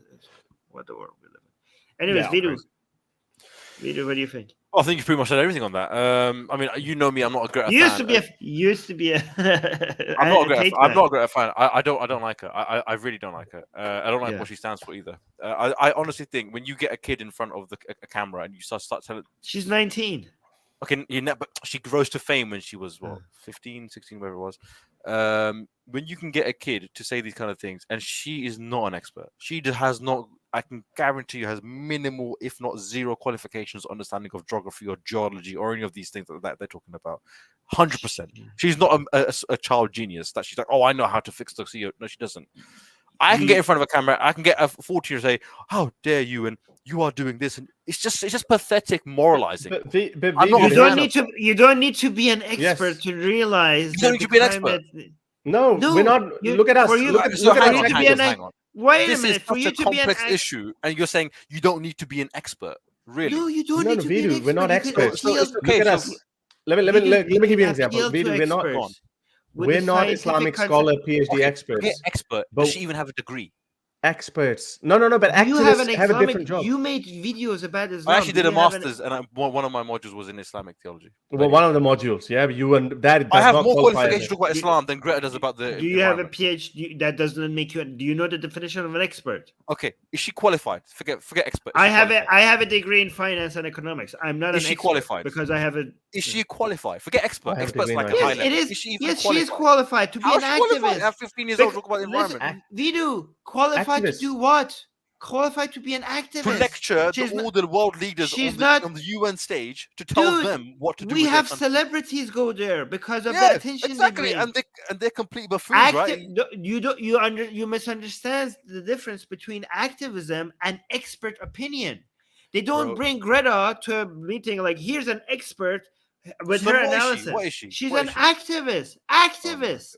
You don't need to be an expert to be an activist. If you are hired to give expert opinion, then you need to be an expert. If you're an activist, you just need to be passionate and you need to be able to rile a community to be active. An activist is somebody who's effectively gets the population active on certain action.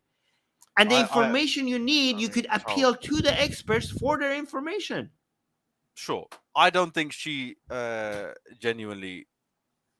I honestly think she's being used, whether she knows it or not, to push forward an agenda. Go on. Every single activist is being used, but is it knowingly or not knowingly? I'm an activist. No, you're not being. No, as in, like, for example, if you're an activist, you're an adult, you can understand the situation. You have autonomy. You're saying a child should not get into activism? I would be very careful in pushing children in activism, especially if they're especially if they're the figurehead. It's one thing to go to a protest and be like, whatever, right? But it's another thing to be like, I'm going to put my 15-year-old daughter. Let's say you have a daughter. Let's say you have a daughter. Face of a cause. Okay. That's a different thing. I wouldn't. Let's say you have a daughter and she is really passionate about animal abuse. Okay, she's very passionate, right? Let's say she's 16. And she has school projects, and she's like, "Daddy, I have pamphlets. I want to go pass it in the neighborhood." And would you not say, like, I want to raise awareness about dog abuse in my neighborhood? Wouldn't you be like, "Oh, I'm so proud of you, my daughter"? Like, or you're saying like, "No, you're a child. You shouldn't be an activist." No, that's fine. Yeah. So you'll be fine. Yeah. Let's say while she's doing that, while she's handing out pamphlets in the neighborhood, raising awareness about abuse against dogs, a local news shows up. And she's like, "Oh, what are you doing?" And she explains it, and that video goes viral. Okay. A 16-year-old girl talking to the local news about. I would be very. Would that be a problem? It depends. It does depend. For example, like I don't mean to. I've got nothing against people who have autism or anything like that. I don't know her mental state of mind. If my daughter had certain mental abilities or where, like, let's say she doesn't have mental state of mind. She's completely. I think to put that much pressure and exposure on a 16-year-old girl or boy, she's deciding it. She's not. She's saying, "I'm passionate." At 16, you can't even drive, or you can't even get a tattoo, and you're going to put her as the front face of a thing. She's not saying you put it. You're not putting her on. She's asking as a parent. I have a right to protect her, right? I have a right to be like, I don't. I know you have a right. That's what I'm asking. Exactly. So I know. If my son or daughter is in that. You have a right. You have a right. I know you have a right, and you have a right to be concerned. But I'm saying, with that right, what would you do with that right? She's coming to you and tell you that I'm really passionate about this. They're inviting me. You can be passionate about it when you're 21 or 20 or whatever. You don't have the passion. No. If you're really passionate, you can wait. Okay, but your 16-year-old daughter, she's like, they're inviting me to go speak at the city hall. Can you please let me that? You will say no. With parental guidance, and if I knew exactly what they were talking about and how much, like, I want to go tell the city mayor that they need to do more to save wild dogs in the streets because they're being hit by cars and everything. I want to go give a speech about that. Would you let me that? Sure. The thing is, wild dogs or whatever it is getting hit by cars is nowhere near as complex as global warming or climate change, however you want to frame it. It is not even the same thing, like, even relatively speaking. The complexity, the thing is that there's a consensus. Level. The only thing you need to know, okay, so here's the thing. Do you understand the complexity of why E is equal MC squared? No. You don't. I don't. But you do believe that E is equal MC squared. Sure. So we don't have the expertise, but we have appealed to the experts. So even though we don't know how E is equal MC squared, we do believe that E is equal MC squared, right? Even children believe that in school. You don't if a child comes to you, if a child, I'm just saying that's complex. It's more complex. E is equal to MC squared. It was more complex than global warming. It's more complex, right? If a child comes to you and says, "I learned today in school that E is equal to MC squared," you don't tell her like, "No, wait a minute. That is way too complex for you to understand." Do you know the levels of complexities that Einstein had to go through to come to that conclusion? Is the child becoming an activist, or are we appealing to the child? No, you're misunderstanding me. What I'm saying is, I'm making another point. I'm making the point that when it comes to conclusions, we accept the scientific consensus. You don't need to be an expert in the details to accept the scientific consensus. If she stood up on stage and said, "I am for sustainable development. I am for helping developing countries, decrease poverty, so on and so forth," I have no issue with any of those causes. I think they're very admirable causes. For her to push a certain political narrative, I don't agree with. No, but hang on a second. No, but listen to this, Veedu. You would have no problem with Malala. Yeah, Malala was 15. Malala paid the price for getting shot in the head. Yes, I know. So yeah. So what? So Greta needs to be shot. Greta is what exactly? No. Malala rose to fame because she was. Malala is a kid. You're mixing topics, Veedu. Yeah. Malala is also a kid. You could argue that you're just a kid. What do you know about girls' education and versus girls shouldn't get education? Story is different. She became a news story. No, but she became the face of girls' education. She became the face of girls' education. This is exactly what Pakistani right-wing conservatives say, that, hang on, she's a freaking girl. She's a puppet of the West. Like, as they say, Greta is a puppet of WEF or something. Why Greta's message sounded. What was it, Armin? Wasn't she like she protested alone for a month outside? Right. Yes, she was. You can say whatever she was brainwashed about into this climate change or whatever. You could argue that. But again, she was passionate about a subject, and we live in a free world where kids, and again, we do not. But the reason why it resonated with a 16-year-old girl, or it appealed to a lot more people, because she said, "How dare you?" Like it's her future or the future of a kid. You and I will be dead, by 2050 or 2055 or something. That's why she became a face of the future. I don't want to get into that speech because that speech is a terrible speech. Why? What's so bad about it? By the way, Greta, you just hate her. You just don't like her. You just don't like her. By the way, she has been actually doing great. Like, if we were to judge, actually, the fact that she has been very successful at bringing awareness shows that a 16-year-old activist, maybe it was a good thing that she's a good case to show that 16 maybe is not too early, because look at the result. As an activist, she has been very successful. How many polar bears she saved? How many whales has she saved? But yes, she's changed. So this is intangible. Honestly, show me the metrics of the metrics is that level of awareness, the level awareness. of people talking. What about Malala? Again, Malala. How many? Look, Malala made a case against the Taliban.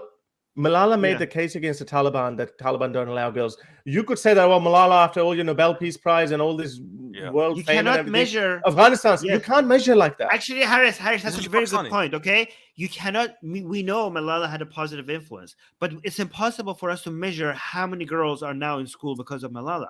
We can't measure that, but we know she had a positive point. That's a fair point. But I would say for Malala, is she Afghani or Pakistani? She's Pakistani. Malala's Pakistani. She lives in the northern parts of Pakistan. That's where she was shot. So in that part of Pakistan, did they have a school?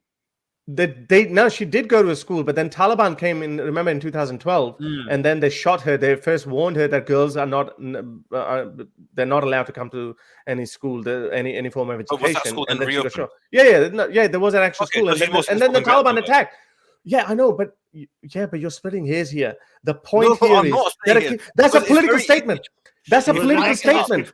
Wasn't she an activist before she got shot? No, she wasn't. No, she wasn't an activist. She wasn't an activist. She was nothing. She was just. She was forced into the limelight by literally getting shot in the head. She did make.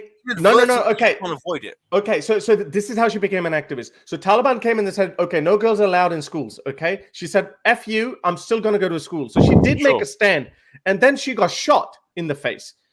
She might not have hoped that, okay, I'm going to get shot in the face, I'm going to get half paralyzed. Yeah, she did not. But she took a stand. She made a political statement that girls should be allowed to go to schools, right? She made a point. And this is what Greta is doing. She's making a point. You can't shoot her down by saying that, hey, you didn't get shot in the face. Or hang on, she had to be if we just go with a comparable analogy, then her house should have been blown away by a hurricane or something, and then somehow you would have said, okay, now I can take you seriously. That's not a fair point. Get attacked by a polar bear, and then I'll be like, yes, polar bears are moving southwest. So cold. Wait, at what age does a child has the right to make a political statement? Yeah. Without your parents, any age. I just don't think it's wise for the parents to let her out and be the figurehead. No. So that's my question. At what point, at what age can the parent not stop you? Like, it's up to you. I think legally it's 18, right? Or is it whatever it is? I think you can argue 18, but again, like, but what if their parents agree with that? So then the parents have no right to stop her. What if the parent what? Sorry. Now she's 19. Okay with it. Yeah, now she's old enough. She can do what she wants. Yeah, sure. Yeah. So now you should be like, okay, you've grown up, honey. That's it. Yeah. So now I can judge her as an adult. So you can't say, oh, she's just a girl now. No, she's an adult. Like, she can get married. Did we say that? Did we say that? Did we say that you can't criticize her because she's a child? I'm just saying people out there. Oh, she's not a girl anymore. So I'm holding to account. As a girl, you can pretend, oh, I'm just a girl, I'm just trying to raise awareness. But now you're actually an adult, like, you can actually be in university. I don't know if she's but would you? I'm actually surprised that she hasn't had more statements. Like, as somebody that is being scrutinized so much, I'm surprised that we still haven't heard anything from her that we could be like, oh my god, that she screwed up there. Like, she has a pretty good record. Can you tell me, forget about where she screwed up, can you tell me where she's actually said something profound? Like, actually, like, scientifically, to be like, I measure activism. I measure the success of activism based on how many people you get to mobilize and how many people you actually bring awareness to. So she has been incredibly successful. That's the whole point of doing activism. I would say, but what metrics? By numbers. By numbers of people. She has 5.7 million followers in just. Oh, so that's now a metric. So we're going to go by popularity. Yes, for activism, yes. This is incredible. Are you saving the planet or are you saving Greta Thunberg? Which one is it? No, but I don't care about Greta Thunberg, but it's a message. It's a message she's giving. You're asking us about Greta Thunberg, so obviously we're going to talk to you about Greta Thunberg. I mean, there's OnlyFans models that have more followers than her. So what? So what does that mean? Yeah, and they are and they are successful OnlyFans models. Okay, okay, no, that's a very good point. Veedu, that's actually, let me make your point, okay? Exactly, I will make good points. An activist who is trying to gain followers to bring attention to the environment, if they have 5 million followers, they are a successful activist. An OnlyFans model, okay, who's trying to use their followers to get more money on OnlyFans, if they have 5 million followers, that means they are a successful OnlyFans, right? That's OnlyFans. The OnlyFans model. No, but wouldn't you think, wouldn't you say that she's a successful model if she has 5 million followers? She is a successful marketer in her political ideology. Also, why are you dissing OnlyFans models as if people keep mentioning I know OnlyFans model. Okay, that's work. To all the OnlyFans models in my DMs, it's okay. I accept you. It's fine. I like you. Sex work is real work, people. So this is let's wrap this up and let's move on from this. Go. Again, I have to speak about Malala as well. This is such terrible way of criticizing an activist, especially who are very young people, and they're not like Armin or me, where we can. Look at this. Yeah, are they asking about this Greta? No. About Malala. So let me show you. So Malala did talk about it. Here it is. Whatever a woman chooses to wear, she has a right to decide for herself. As I have said before, if someone forces me to cover my head, I will protest. If someone forces me to remove my scarf, I will protest. I'm calling for justice, Masa Amini. Well, so there you go. Now, Saravan Chitiana, you would still not change your opinion on that. You might be, you have no choice but to admit it that you were wrong, but you would still not say Malala is, you would still not approve of Malala. Okay, for a second, I thought he's asking that about Greta. Has Greta spoken about it, Joe? That's a good point. Why hasn't she? How dare you? Where's the how dare you? I want to see the how dare you to the Iranian regime. Well, but that's that's asking an ex-Muslim activist why haven't you made a video? Why haven't you made a video on some South American religion? That's just stupid. Because they're dead. Because they end up killing themselves, right? That's what they did, right? No, this human sacrifice. Humans are gone. They sacrifice themselves. How dare you? Where's the how dare you? Come on. Where's all the how dare yous to all the other China? You guys just hate. You guys just hate. I want consistency. Over every issue on the goddamn over every planet? single issue. You can't do this, Veedu. Where have you been for the last couple of years, Veedu? You're an ex-Muslim. You want an activist that picks a battle to do every single issue under the sun. To pick every issue. No. So with Greta, I was talking about it's very easy to lecture Western leaders. How dare you go after Donald Trump? But what about one of the biggest? Start with your home. You got to start. You got to start at home. Okay, they go to Sweden. Actually, no. Wait, you're right. You're right. You're right. I would accept that criticism if she hasn't. Has Greta talked about China? I don't know. Maybe she might have some. Greta doesn't even eat Chinese food. Okay, I don't expect her to be criticizing China or Russia or any of those kind of countries about how they do. Do you know that? Correct me if I'm wrong. Was she there protesting about Qatar? Was she? Maybe she was. Was she? Global warming? Climate? No. You see how? I remember she was specifically in another. There you go, guys. There's a tweet for everything. See, this is it. You guys, your criticism is just ridiculous. Just like how Malala has done this or not. There you go. Yes. So yes, China is still categorized as a developing nation by WTO. They manufacture a lot of our products and so on. But that's of course no excuse for ruining future. How dare you? And present living conditions. We can't solve the climate crisis unless China drastically changes course. That's great. So she's consistent. There you go. She said it. She's consistent. But she's still messed up. Now you like her? She's still messed up. Now you like her? Wait, now you like her? She messed up what? This much more. Okay. This much. But I still think this whole ruining her future, as if it's only, poor Greta, how will she live until she's 90? She'll live to 150 with all the bloody money she has, okay? Don't worry about Greta. Wait, who's sorry for Greta? people are sorry for her future. Her future. What makes you think you have a right to a future? Okay. There you go. There you go. There's a criticism of Russia. There you go, man. There's a tweet for everything. Activist Thunburg protests against Ukraine invasion. Good. Ukraine invasion outside Russian embassy in Stockholm. Wow, what more do you want? I like her so much now. I love her. I used she's to like her. Now I'm a fanboy. I'm a fanboy. Go on. I can make that joke now because she's over 18 as a joke, by the way. YouTube before anyone starts taking it careful. Only mans. That's what you should open up. Also, Andrew Tate fanboy. Hey guys, let's open OnlyMans. We got 2 super chats. Rakshith, am I reading that right? Rakshith. Yeah. It says Bhaktis are boycotting a Bollywood movie of Shahrukh Khan. Shahrukh Khan, because it shows nude scenes and perceived attack on Hindu culture and civilization. Do you know about this? No. So basically, you know Shahrukh Khan, yeah? Yes. So Shahrukh Khan did a movie, and there's a song called Besharam, meaning shameless, and there's nothing wrong with that. And in the song, Shahrukh Khan, because he's Muslim, he wears a green shirt. And in one of the clips, even though the lead actress wears multiple colored clothing later on, like in different clips, but there's one clip where she wears a saffron color. So let me bring up that photo. Shahrukh Khan, saffron clothes. Let me pick that up. So all the radical Hindus are going nuts, and they're saying this is a wider conspiracy. They're attacking and they've insulted the saffron Hindu color. And they're saying this is it. This is a wet dream of every Muslim man sleeping and you know, like we need to do blasphemous art on this. Yeah, blasphemous. Yeah, there you go. Yeah, you need to. This guy even said, this Hindu guy, this radical Hindu guy said he's released some. This is love jihad. This is love jihad.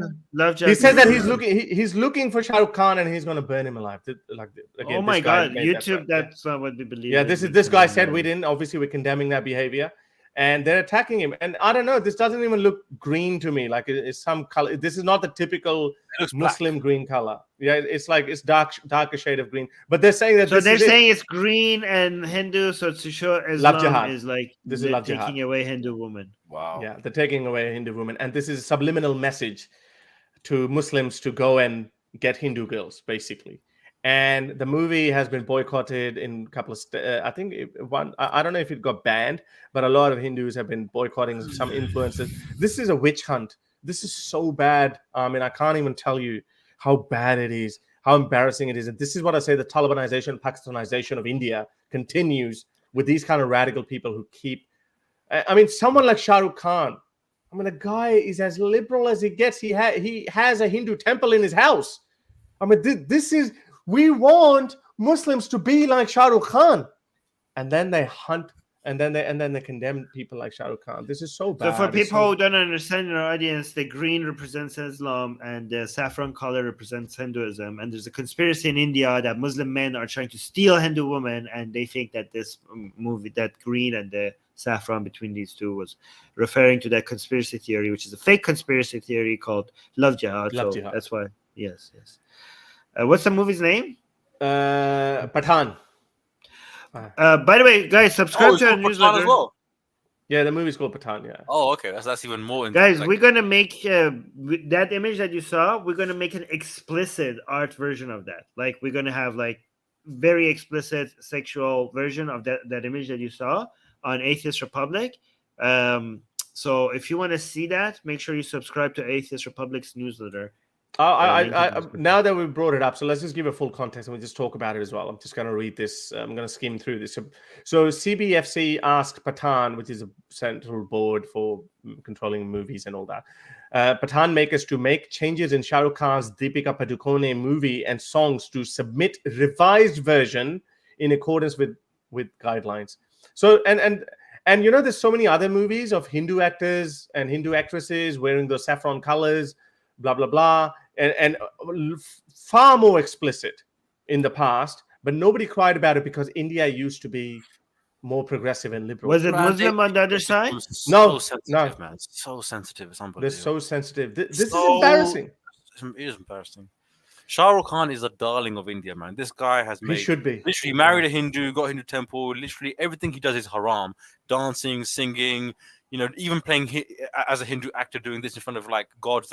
Everything he does is haram. That's right? shirky. I don't approve.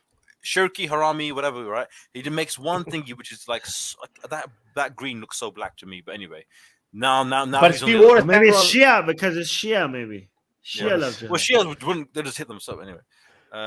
Can Dr. Zark give an opinion on Andrew? Oh my God! Oh, come on, Dr. Zark. Thank you for the super chat. What color is your Bugatti? Right, that's Mr. Bugatti. Coffees, some coffees. But that was very good question. He said, "But then Andrew Tate." I can't. Now you gotta do it. We gotta make it bigger. There you go. Andrew Tate, let me tell you something. How many Bugattis are there in heaven? There's no Bugattis. It's only horse's wings. What is the name of the Burak? Is Burak not Bugatti? How can you get confused between Burak and the Bugatti? The Prophet, if you know, in the Hadith, he went to heaven on Burak. Did he go on the Bugatti with a car, engine, petrol? No, it is eco-friendly, like Greta Thunburg. The horse runs on grass, Bugatti and oil. Anyway, there you go.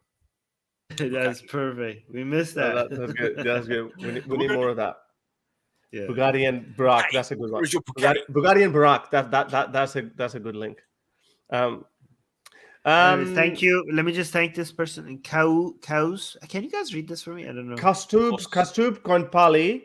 Can Dr. and I give opinion on Andrew? No. I just wanted to read the name. Yeah, we already read the question. Thank you for this. I just want to make one more point on. Again, Veedu, we spoke about this, and Armin, we spoke about this. Veedu, I need your opinion on that too. Okay. Isn't that amazing that he's the common question these people, conspiracy theorists, are peddling like, oh, what about Jeffrey Epstein? What about Epstein? What about Ghislaine Maxwell's client list or whatever? So first of all, there's a problem with that. This is a classic case of whataboutery. Secondly, there is no global force that is acting in unison with everyone. So that's a United States issue. So if you want to say, okay, there's United States corruption or whatever, they're not going after the Clinton and Prince Andrew or whatever. Okay, Romania's got nothing to do with this. If a crime happens in Romania and some Brit does it, Romania is under no obligation that, okay, well, we're not going to touch this guy who's a darling of the right because the darling of the left have not been touched in America. That's just stupid. Secondly, I always wonder that how come these rightist people who go for this family values and, and they're so far against, this child marriages and all of that bullshit. This is the best guy you could find to represent your values? The guy who owns webcam businesses, refers to women as bitches and has his kinks. Again, I'm not kink shaming anyone, but you guys are like family values. There is a woman who is accused, and she's shown her photos of bruises where she's got belt marks and everything. It's a separate video, not the one that the woman came forward and she said that, hey, no, we were just doing a role play. It was just a game. No, there's another woman who has said that her brother Tristan belted her, and she's shown photos. Go to Syrian Girl's Twitter account, and you found all the details. I can't show you because the photos are a bit explicit. I want your opinion. Because Veedu, you kind sway to the right. Do you think family values, conservative values? I know you're not religious, but these people, how can they? Because there is such a lack of any strong. When I say right wing or right, I don't mean like racist, like I just mean like a conservative, whatever, right kind of person. I think so in the West. That relates to young people. The only person I can think of that's relatively relates to young people and is right wing is maybe like Ben Shapiro. But even Ben Shapiro is not cool. He's not hip. Which other modern figure in pop culture, in movies, in music, is right wing and is cool and is accepted for being so? Well, I mean, I can't think of one. Maybe what is that? So when Andrew Tate comes along, he feels that vacuum. He feels a vacuum, and there is such a lack. So basically, the bottom feeders. Milo was there. Milo was the big thing, right? Remember Milo back in the day? Milo was gay. The shat on him. What's that other guy? Who's Henry Cavill? I think Henry Cavill would be a good model. Henry Cavill. Oh, and what's the guy in the Jurassic World movie? What's the guy's name? Chris Pratt. Chris Pratt. Bro, he made one speech. I would say speech. He was part of a speech. He's conservative. He's conservative. He doesn't talk about it that much. He doesn't talk about it that much. Henry Cavill is not. What the hell? What's he got to do with this? He went anti-woke. Like it seems like they're going after him for being a misogynist just because he was keeping. You don't know the story? What happened? Okay, so the guy is like obviously very masculine, very manly, very like looks like an ideal. What people refer to as alpha and everything, right? He's loved by everybody that, except apparently some feminists recently. So, but certain things have come to light that shows that he's kind of seems to be like on the right side of things when it comes to Sorry. Like what? So when it came to Witcher, apparently, he was having arguments with the people in charge because he wanted to be loyal to the source material of the games, and they were betraying that because they wanted to make the female actresses in the movie to have a more leading right. presence. Yeah, this is happening all across Hollywood. Yeah. Right. But he was like, but he wasn't having it because he was like, he's a massive to be fan. loyal to the fans, right? Yep. And the source material, and he's a gamer himself, right? Yep. And he really loves the game, and he's very passionate about the game. And apparently, they now are attacking him for being a misogynist because he was arguing with the people who were there. That doesn't make him right wing. That just makes him a fan of the game. No, I didn't say right wing. I said actually like left leaning, but sane left leaning. You know what I mean? But my question was about right wing. So so you know what? There's some people here. Jordan Peterson, fine. I mean, he's had to endure a lot. I disagree with his theology and other stuff as well, but nevertheless, he's had to endure a lot of, I would say, they've tried to label him back in the days anyway as a racist, right wing, Jewish. This like he was. I've been called everything under the sun. Who? And Jordan Peterson. Well, he deserves all of it. He's not racist or right. He's not even racist. Oh. He's racist now. I've seen videos of him that if he's not racist, he's unintentionally racist. Like what? I genuinely have watched so many videos of him. I can't remember the last time. This guy's a racist or like an undercover racist. Like literally, he has a collectivist mindset when it comes to as blaming and reward, like to ascribe blame or pride or what is it? Praise or blame. He does it collectively to a ethnicity. Like when he talks about Arabs and Jews, right? So it's not like maybe it's not like an explicit form of racism, but he holds Arabs. Like he holds Arabs responsible as a whole for the actions of some of them, and he praises Jews as a whole for the actions of some of them. This is a collectivist mindset, which is racist. I mean, maybe he's not into. You'd have to show me that video because this is the first time I've heard of this. Are you talking about the Arab Israeli war? Yes, I'm talking about his interview with Netanyahu. Recent interview with Netanyahu. Okay. We played that clip. We discussed that here. That's the argument we found ourselves locked into with Armin as well. Like I didn't see that as racist, but I do see the point, the collective mindset, which you can't get out of. Which is why I would take Armin's point that this is an unintentional racism. Even if I step short of calling it racist, I would say unintentional tribalism or favoring groups of people, which is just problematic. We know that this is problematic. Because he made the claim. I find that very hard to believe he's an actual racist. Arabs. He look. No, if you're unintentionally racist, you can be forgiven for that. You know what I mean? You could if you're unintentionally racist, you could be.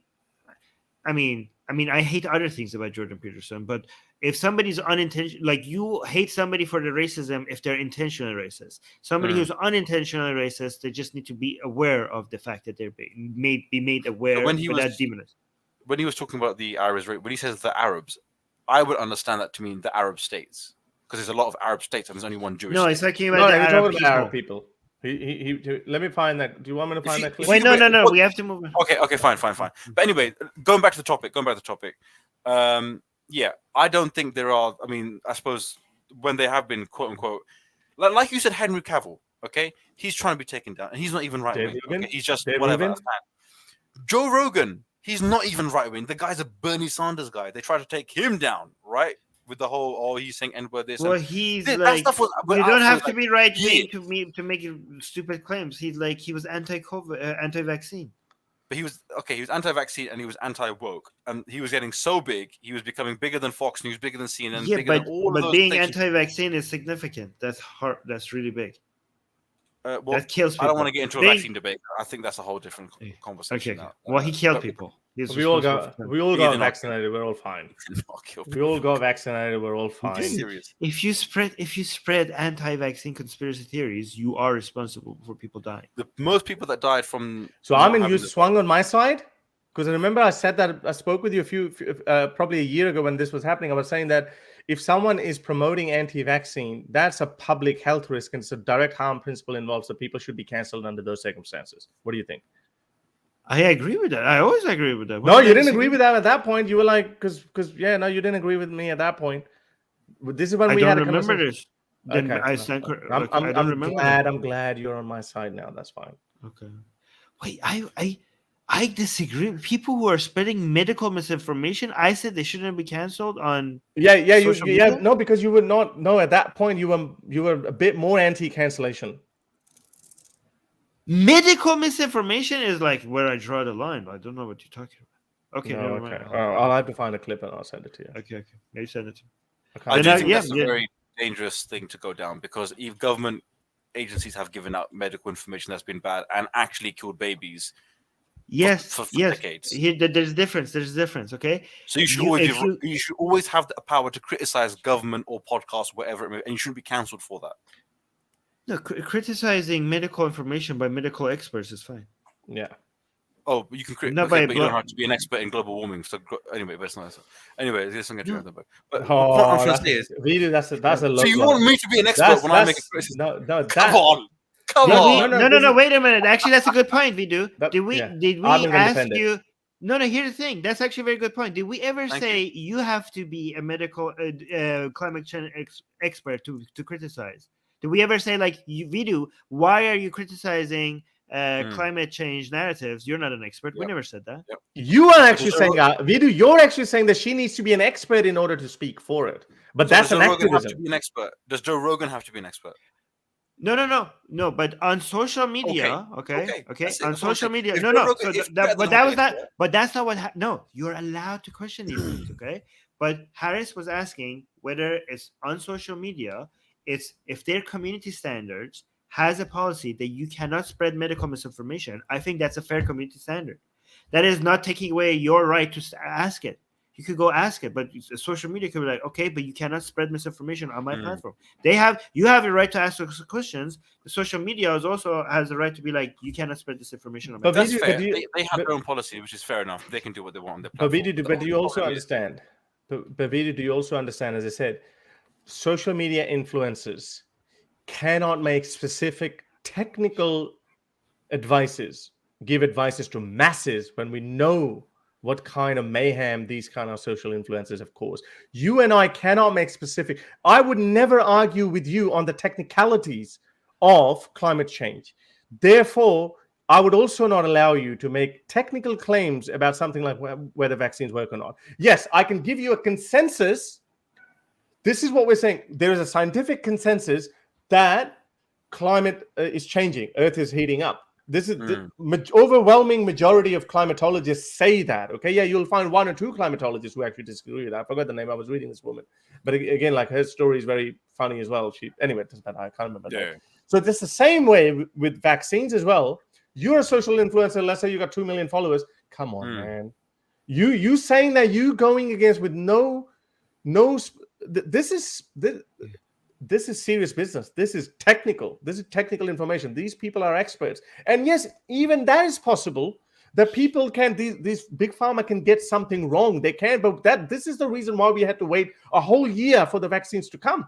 You know, the trials went on for so long because they were making sure we do have a system in place. They were making Apparently, sure that what I heard was that the trials were expedited. Or they were expedited, but they still took over 7 months, 7 to 8. There will always be mistakes, okay? Yes. We should be able to tolerate experts making mistakes, okay? Yes. Because they will have mistakes. Their mistakes will be less. But we cannot let random bloggers or YouTubers, their mistakes, like them spreading their mistakes, the consequences of that is much, much far bigger than experts' mistakes. When experts make mistakes. I thought of an analogy. Yeah, you know how many plane crashes have happened? Almost all of them have been done by professionals who are actually pilots. But nobody says that, you know what, I don't trust these pilots, therefore I'm just going to go in the cockpit and I'm going to fly my own plane. Nobody does that. Yes, the experts would still make mistakes. That's a good analogy. But still, no, but isn't that amazing that nobody actually says that I'm going to fly this freaking plane? Nobody says that. But all of a sudden, when it comes to something very technical like a vaccine, which we can't even see, these antibodies, I'm an expert. That's actually, I'm going to steal that example. It would be like, yeah, you're right. If you're like, hey, you can't ride this plane. Like, well, have you seen the stats on how many planes? I think there's a difference in that's good. I understand your analogy, but there is a difference. The reason why that analogy doesn't completely fit is because if you don't trust the pilot, no one's going to force you to get on a plane. But with the vaccine is that when it's mandated. So even if I'm not an expert, I don't like it. Because you will not be forced. Because you not getting on the plane doesn't affect me. But you not getting a vaccine affects me. If you lived in a village, very dangerous territory. Because no, it's not a dangerous territory. Government can force people to take things if they don't agree with it. True. No, you're right. You're right. It is where the line is. Really, this is a dangerous territory. But and it's hard to figure out where the line is. It's hard, but the line is not that we never mandate things, and the line is not the government gets you to inject everything you want, right? But it is a very fine balance. But like I think like some people on both end of these think it goes on the extreme, like because I think you agree there's a point where certain things should be mandated, like certain freedoms should be taken away. Like, do you agree, Veedu, for example, if there was a zombie apocalypse, right? Mm-hmm. And the government, the only way to save civilization was to just mandate everybody by force, to just hunt everybody down and vaccinate everybody, or else the whole world will end. At that point, you were like, yeah, screw our freedoms, get everyone vaccinated. Like, there's a line where you could see, like, screw freedom, force this upon people. The thing is, the way the vaccine thing, the thing is, I'm not anti-vaccine, and I'm not even anti-COVID vaccine. Because I know there's a difference between, like, I'm not like anti-polio or whatever. Someone can be pro-polio vaccine and then anti-COVID vaccine, right? So I'm actually, I took the vaccine twice, all that kind of stuff. So I'm not even against it from that point of view. I am forgiving. Yes, experts can make mistakes, but they will get closer to the right goal. They're closer to the right than I would if I decided I'm going to start looking under the microscope. I wouldn't even talk. Yes, right. I get it. However, I'm not necessarily even against the scientists or the experts, but I am very, very skeptical of the people in government who have certain lockdown procedures, who have certain travel restrictions. That is a problem. That is the bigger problem, right? And this is what in Bill Maher on his show, he's a lefty, like vaccine guy, whatever. He was saying that Florida had no restrictions in terms of traveling, right? Because you could, whether you get a vaccine or not, they had no restrictions. And some other states were, like, I think New York, were heavily restricted in terms of traveling without a vaccine, or if you don't have a vaccine passport, you can't get into bars or restaurants. And he said there was literally no difference in terms of the amount of COVID. Bill Maher is not a good source to measure these things, bro. Well, he didn't measure it. He told people what was measured, and he's saying that there was no real difference in terms of amount of COVID spread in two areas that were very different. You need studies for these. You can't just compare numbers like that because you don't know what other external factors. You're not isolating for other factors. When you do a study like this, you have to isolate for other factors. I didn't question every single one of your studies that you brought up. I'm just telling you this is what was reported by Bill Maher. No, this is not a study. This is not a study. This is there's a difference between data and studies. Okay, raw data. We are not in a position to analyze raw data. That's why we appeal to research, not data, because you could look at these numbers this number. Yes. No, I understand. So, but he also said that one of the people that COVID was affecting was the two types of people that was either overweight people or really old people. Right. Where was the big push, guys? You need to lose weight. Or if you're that's fair. That is fair. That's a fair criticism. If you're young and healthy, you're probably not. It's incredibly rare you're going to die from COVID. Incredibly. No. And if you want to get on the attacking body to your family members. COVID vaccine does not stop transmission. No. It does not. Okay. we don't want to get open that That's can of now worms. established. It does not even stop transmission. But anyway, I understand your live stream. It does. It does. Okay, it does help you with recovery. Why are you muted, Harris? He's muted himself. Yeah, I muted myself. Yeah, sorry. It does actually indirectly stop transmission because it makes when you don't get the disease, then you don't transmit it. So it's not like if you have it, it's transmission. I've got COVID at least 3 times. That's not how studies work. That's an anecdotal evidence. I didn't get anything. I got anecdotal evidence, right? That's an anecdotal. Yeah. Did you get any COVID? I got it only once. I got it twice, and I spread it to my he didn't get anything. Well, I got it. I got vaccinated. I never got COVID. So there you go. Yeah, there you go. It doesn't mean anything. Yeah, so then it's just random, isn't it? There's no. No, you don't use anecdotal evidence examples to figure out. We have to. No, we don't. This is what people do. So here's the thing.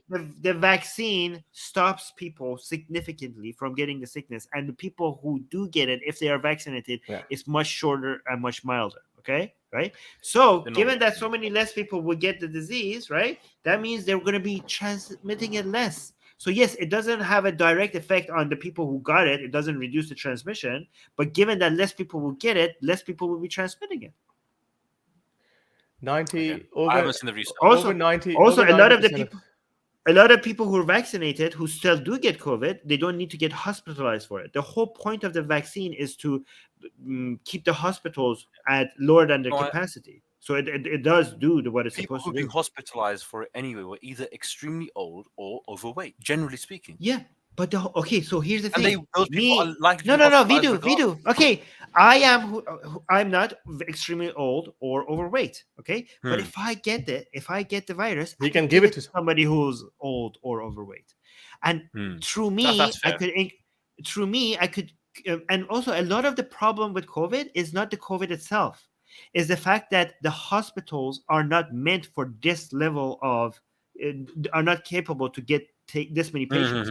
So the whole vaccination is supposed to make people sick over a longer period of time instead of all of it during a short period of time. Because if you have a huge peak, then so many people will die not from COVID, but because hospitals are full. Okay, I think you got the point. Okay, I think we got the point. But I always love it. Like these people, Harris and Armin should stick to topics on Islam. They're out of their depth here. How about? I mean, this is what I do. I mean, I know you don't do it, but I can share the link and I can ask them to come and enlighten us. Wait. We need guys. Can we go through our Patreon questions really fast? Yes, let's just go. Quick fire. Okay, let me really quickly read the super chat. In India, people have made out Bollywood equals Underwood. Urdu, Karachi. Urdu is a language of Pakistan. Urdu is a language. What did I say? Underwood. So Urdu is a Pakistani language. So radical Hindus say that Bollywood is actually Urdu wood, meaning they try to please Muslims. Okay, and what is that? What is Karachi wood? Karachi is the city of Pakistan. Karachi wood. I know Karachi is the city of Pakistan. Yeah, so they're saying this is Urdu wood, this is Karachi wood, this is basically Pakistan wood. Okay. Hence, boycott the entire Bollywood industry, and they perceive as anti-Hindu, as they perceive as anti-Hindu, etc. I don't understand this. What does that mean? He's talking smack. I think. No, he's quite clear. He's saying that radical Hindus in India, sorry, I agree. Yeah. They say that Bollywood is actually Pakistan wood, Urdu wood, Karachi wood, basically pro-Muslim.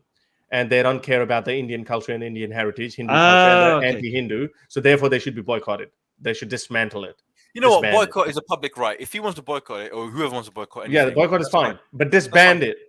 Yeah, that's just. I'm so glad that I'm so glad that I have some Pakistani boys here to translate these things for me. I don't understand. Some Pakistani boys, yeah. Yes. All right, let's go through the Patreon questions really, really, really fast. Okay, I have some very kind Muslim neighbors who are always bringing me food. So for Christmas, I bought them some fancy cheese. After I gave it to them, I did some Googling, and apparently some cheese has gelatin in. Gelatin, because gelatin is made out of pig, right? Yeah. Okay.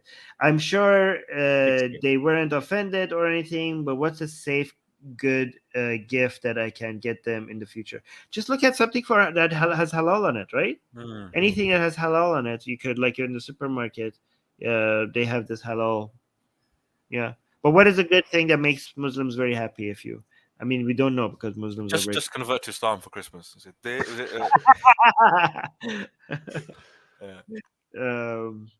I made that song. Was it Last Christmas? I have a recommendation. Don't really do something that shows that you are. I think a lot of Muslims appreciate being treated like everyone else. Okay, so don't buy them something that highlights them being different. So you might think like you're being sweet and kind by doing something that highlights them being Muslim. But I think a lot of them will feel like, oh, okay, like, they're being made to feel like the other. Don't buy them a camel. Yeah. Just buy them something. Just buy them something that you would buy anyone else, except things that are haram. Like, don't buy them chocolates. Yeah, there you go. Easy. Yeah, there you go. Yeah. I think so. All right, next. Let me remove the star. Is it too late for the Iranian opposition outside the country to form a coalition to present to foreign governments? Many people seem discouraged by the drop in demonstrators and think that a valuable opportunity was lost. Well, apparently, 6 people are now creating a union. Just came out on New Year on Twitter. So we'll have news on that, maybe on Atheist Republic. But yeah, so Reza Shah, Masih Ali-Nejad, Hamid Ismailion, oh my God, Golshifte, and a couple, basically 6 people as a whole, just came out and they posted a tweet, all the same tweet at the same time. So there seems to be some coalition happening behind the scenes, and something major is happening, right? But this whole revolution is going to be ups and downs. It's not going to be. You should not. It is actually harmful to the revolution to want people to be out consistently. It's better to not use all your energy all at once, because that will make people go through burnout and not come out anymore. It's better, actually, a lot of people are suggesting that it's better to do once every 2 weeks or once every month. It's better to keep it consistent and for longer. That hurts the regime more than if you go out 1 month nonstop every day, because that will tire the people. If you go 1 month all stop every day, it tires the people. But if you go once every 2 weeks, then the people will not tire, but that will tire the government if you could keep that on for much longer. So that's what people are suggesting. Okay, so next question. There have been reports of military exercise ramp-ups by Belarus on Ukraine's border. Oh, Harris, have you heard about this? Russia has used Belarusian airspace for drone and missile attacks, but do you see Belarus actually invading Ukraine too? Well, okay. Also, what is these right-wing dictatorships in Europe? Belarus's Lukashenko followed Putin's lead in making himself a permanent figure in the country. And do you think more countries will follow this path, or are they outliers? I think. Do you want to go first? No, you go ahead. I've been speaking. Well, I think Lukashenko is the only Putin ally left there. Like, I mean, all the 3 Lithuanian, Estonia, and what are those 3 countries? Those Baltic countries. Yeah, they're against Russia. They're obviously part of NATO. Lukashenko is a Putin's puppet, and there have been mass scale protests in Belarus as well, and they're not happy with Lukashenko. They also, it seems like, it's the same thing before Maidan Revolution, what happened in Ukraine in 2014. And the same thing is brewing in Belarus as well. So here's a problem. I've been listening to it. I didn't know about this Putin using Belarusian airspace, but I'm not surprised. But the next question everyone's been asking, because Putin has gone through conscription now, they're still dying. The tide of war hasn't changed. So what's going to happen? Putin constantly needs this manpower. He needs these soldiers. Now, there's unrest growing in Russia. So what's going to happen? Where is it going to go? But Lukashenko is also treading on a thin ice, because if he goes and if he starts using Belarusian soldiers and he orders them to go into Ukraine, then he's already semi-popular, is half unpopular. So it's gonna cause more unrest in Belarus. So Putin also understands that if there is another revolution in Belarus, then Lukashenko will have to run back to Russia as well. So he's gonna lose Belarus as well. So I don't think so. But again, Putin, if he's desperate, he wouldn't give two F's about Lukashenko. So he would force him to use the Belarusian army. So I reckon, obviously, things are just going from bad to worse for Putin. So he might force him as a last resort. He can't force him. How does he force him? Well, because he's his puppet. No, but they were fighting before. Like Belarus. Huh? No, they didn't go full blown in. They used Belarusian space and they actually launched an invasion into Ukraine through there. I know, but I'm saying Lukashenko and Putin have been friends and enemies from time to time, right? No, but at this stage they've been friends. At this stage they're friends. I know they're friends, but I'm just saying Lukashenko has some leverage sometimes that he plays with Putin, like historically. So it's not like he's completely Putin's puppet. Like, but the plan was for Belarus and Russia for one day to merge together, right? Did you know? Yeah, did you know that? Yeah. But there was a time Lukashenko came out and said, like, got angry with Putin over something, and they were like, "No, we're not Russian. We have our own identity." And now they're back at friends with each other. But I'm just saying it's not easy for Putin to completely have a control over, given their history, especially now, because Putin is, given that Lukashenko stood up to Putin before, but Putin was stronger. I think now it's going to be easier for him to stand up to Putin. Well, look, I mean, you're right at the end of the day, because yes, he would need to make a choice, because it would not be that decision would not go down easily with Belarusians. So they would not be happy, and this is why Belarus hasn't actually directly been involved yet. Yes. So yeah, you're right. It is possible that he might say, well, Putin is losing. I'm not going to lose my neck over it. But the problem is, yeah, you're right. Yeah, it could probably happen. But that's the analysis that I heard. It kind of makes sense that if Putin, but Putin being desperate, he would actually roll the dice and he would say, no, you know what? I need your soldiers. Yeah, but these days it's easier to tell Putin to go F himself. Yeah, that's right. Yeah, but would he do it because then his seat, then he may also not remain in power in Belarus, because he's not really that popular. Yeah, okay. There could be a revolution as well. So yeah, I know. Well, I mean, the people of Belarus, I think they don't want to get involved in Ukraine. They don't want to get involved. Yeah, so given that his seat is so that means that if he cares about his power, then he wouldn't get involved. But Dornabhout has a good point. He says, even if there won't be an attack, it could be a fixing tactic to force troops to stay fixed at the border in large numbers. Okay. Well, Zelensky has been saying for months now that Belarusian soldiers are going to invade us. So obviously that hasn't happened yet. But I think you made a good point that it is easier to say F off to Putin, and because that decision would not be very popular amongst Belarusian people. So they might say, well, you know what? Putin, I'm sorry, I'm not going to lose my neck over you. Yes, exactly. Okay, this last question, we need Veedu here for this one. I think this is like pretty... Oh, there we go. So the question is, the loss of traditional families will lead to human extinction is one of the stupidest religious apologist claims, I think. I agree. What are your thoughts? And it came with the link as well. Traditional families will lead to the human extinction is one of the most.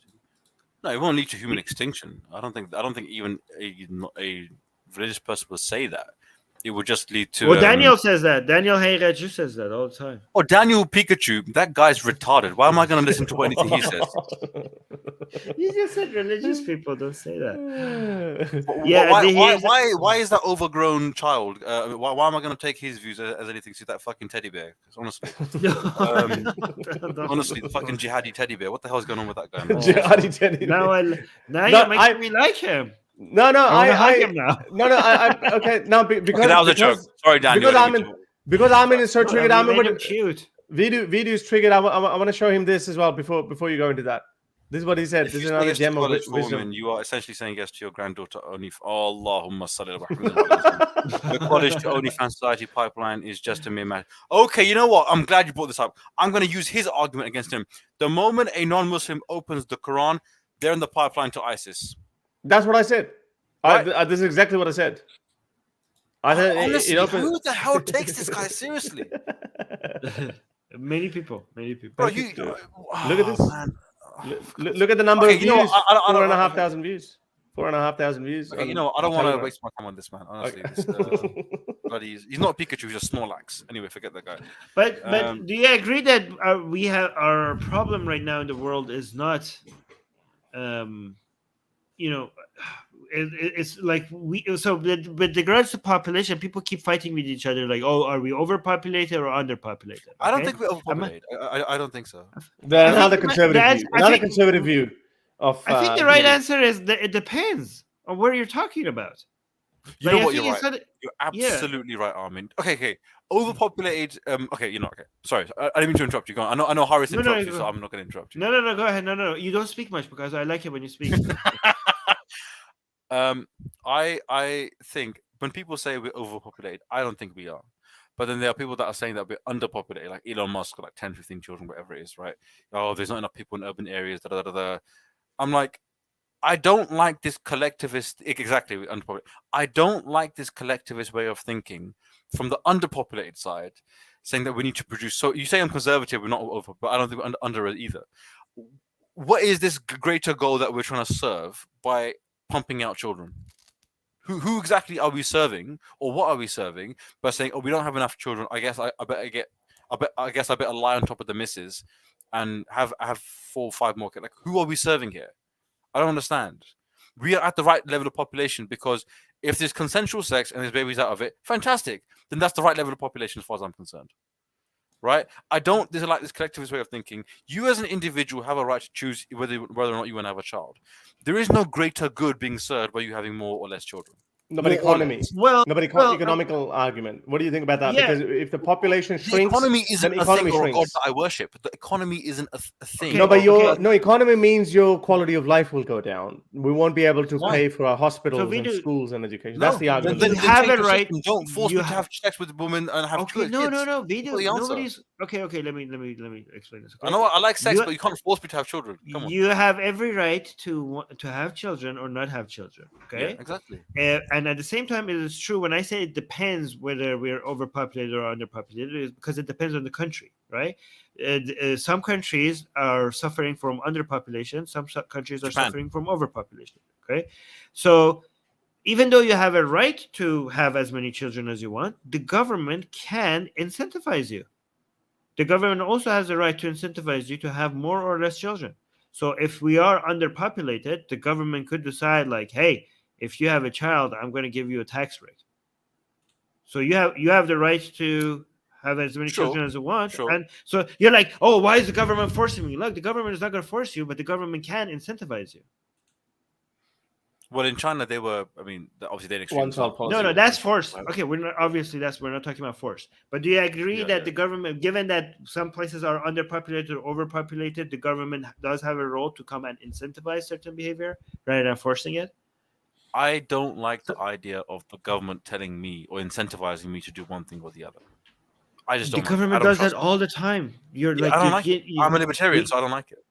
What do you mean? Libertarians agree with taxes. Taxes changes your behavior. Minimal taxation is theft, guys. Come on, don't you know this? No, libertarianism is an ideology that believes positive and negative externalities. So, given that we as libertarians believe that it's okay for government to tax, for example, cigarettes more to reduce its consumption, that is completely in line with libertarian ideology. I don't think so. That's not. It is right in the book that started all of this, The Wealth of Nations by Adam Smith, explains positive and negative externalities. It provides you a role for the government to come subsidize something like education to encourage more of it, so change behavior. and tax things that are, for example, the problem I have with that kind of tax is that it actually affects poor people more than it does rich people. If I'm a rich guy and I get cigarettes, then that tax has no effect to me. But if I'm poor, that fixes it. It's not based on percentage. It's based on a fixed amount. But that's a different argument. Like, when I'm saying that, we can talk about that. Okay, sure. but libertarianism is not a contradiction of that. Okay, but you could argue that you could argue that it's a good thing that it affects a poor person more, because a poor person cannot has a harder time with medical bills than the rich person. So you do want to disincentivize the poor person. No, because more they're addicted. And addicted people don't think logically. So you're actually punishing him. Well, I mean, it's not all addiction. You do actually. There is a negative correlation between the money you pay for alcohol and cigarettes and their consumption. So it does have an effect, and affects poor people more. So that it does change behavior. Anyways, but for example, let's go back to population. For example, what if in let's say Philippines, right, suffers overpopulation, for example, right? What is wrong with the government handing out condoms, free condoms? Is that bad? So it's not forcing anybody, but it's just like providing tools for you to control how many children you have. At what point does the government? How far would you be willing to go? So if let's say for a country is overpopulated, however you want to define overpopulation. Bodily autonomy should not be violated. Bodily autonomy should not be violated. So they're using taxpayers' money and then telling them don't have more kids or have more kids. No. We're not even telling them don't have more kids. We're telling them encourage them have more kids or please don't. Here's condoms. We're in some countries. We're like, here's free condoms. Here's free condoms. Okay, that's all you're doing. In some other countries, the government could be like, if you have a child, you get free, like 6 months free. Maternity leave, whatever. Yeah. Okay. Yeah. Maybe. It's not something that I'm comfortable with because, again, as an individual, my concern is about me, not about the economy. Yeah, again, but the government, I know, but the government's role, you have to take care of yourself and your family, okay? But what is the government's role? The government's role is to take care of the economy. Yeah, I think if it's non-invasive or non-whatever, then I'll look the other way. I want to make another argument on that. So, again, this Veedu, you made the original point that at what point what we're going to say is yes, good. This is what I asked the question to Haqiqatjous, and he had no answer to it because just he's not concerned about what's a good number of population. He's concerned about what he draws from his theology. So the global population is set to peak at 11 billion by the end of the century, and then it's going to start going down afterwards. We've seen this global trend everywhere in every freaking country. Wherever there's economic progress, people tend to make less babies. Yep. They don't go to desire to make babies doesn't go. Actually, I shared the study on Twitter a few days ago in Australia. There was a very elaborate study where they said women who say that 2 kids are ideal end up making 1 baby. Women who say 3 kids are ideal, they end up making only 2 babies. But only 6 to 7% of Australian women choose not to have any babies at all. So that was actually a very encouraging thing. So, despite the fact that people say that, they're not making babies, the problem is people tend to make less babies because, again, they go with quality over quantity. So you go like, okay, well, if that's the global trend in rich countries, we carry on, we keep on going with, then technically speaking, in 50, 60 years time, our population would be halved. I mean, Japan is a very interesting case study. So 128 million people in 2008, now it's dropped down to 123 million. So there's a net loss of 50. South Korea is stuck at whatever number of people. What's the population of South Korea? It's been stuck at that for the last 5 years, the same number of million people. They should accept immigrants. They should accept immigrants. Of course. Yeah.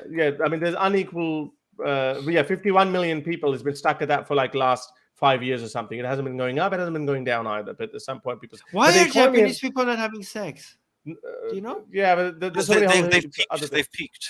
They've peaked. There's so many other issues. They've peaked.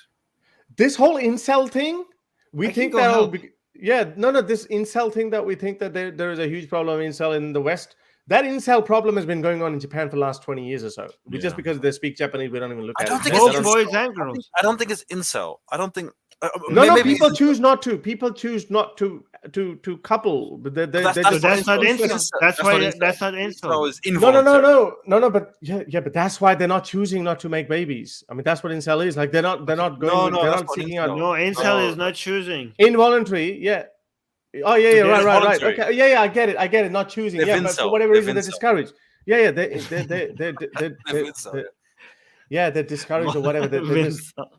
You get the divide is growing between them. Okay, whatever. They're not being able to have the dating problems or a whole kind of thing. No, I'm going somewhere else with that. I'm saying okay, but that is at the base of it. This is a capitalist argument. South Korea has done well, but Japan's economy is starting to shrink, but it's just 1.5% growth rate, and then the population is declining. Then it's just the economy is going to start shrinking, but the Korean economy is still growing despite the population is stagnant at 51 million.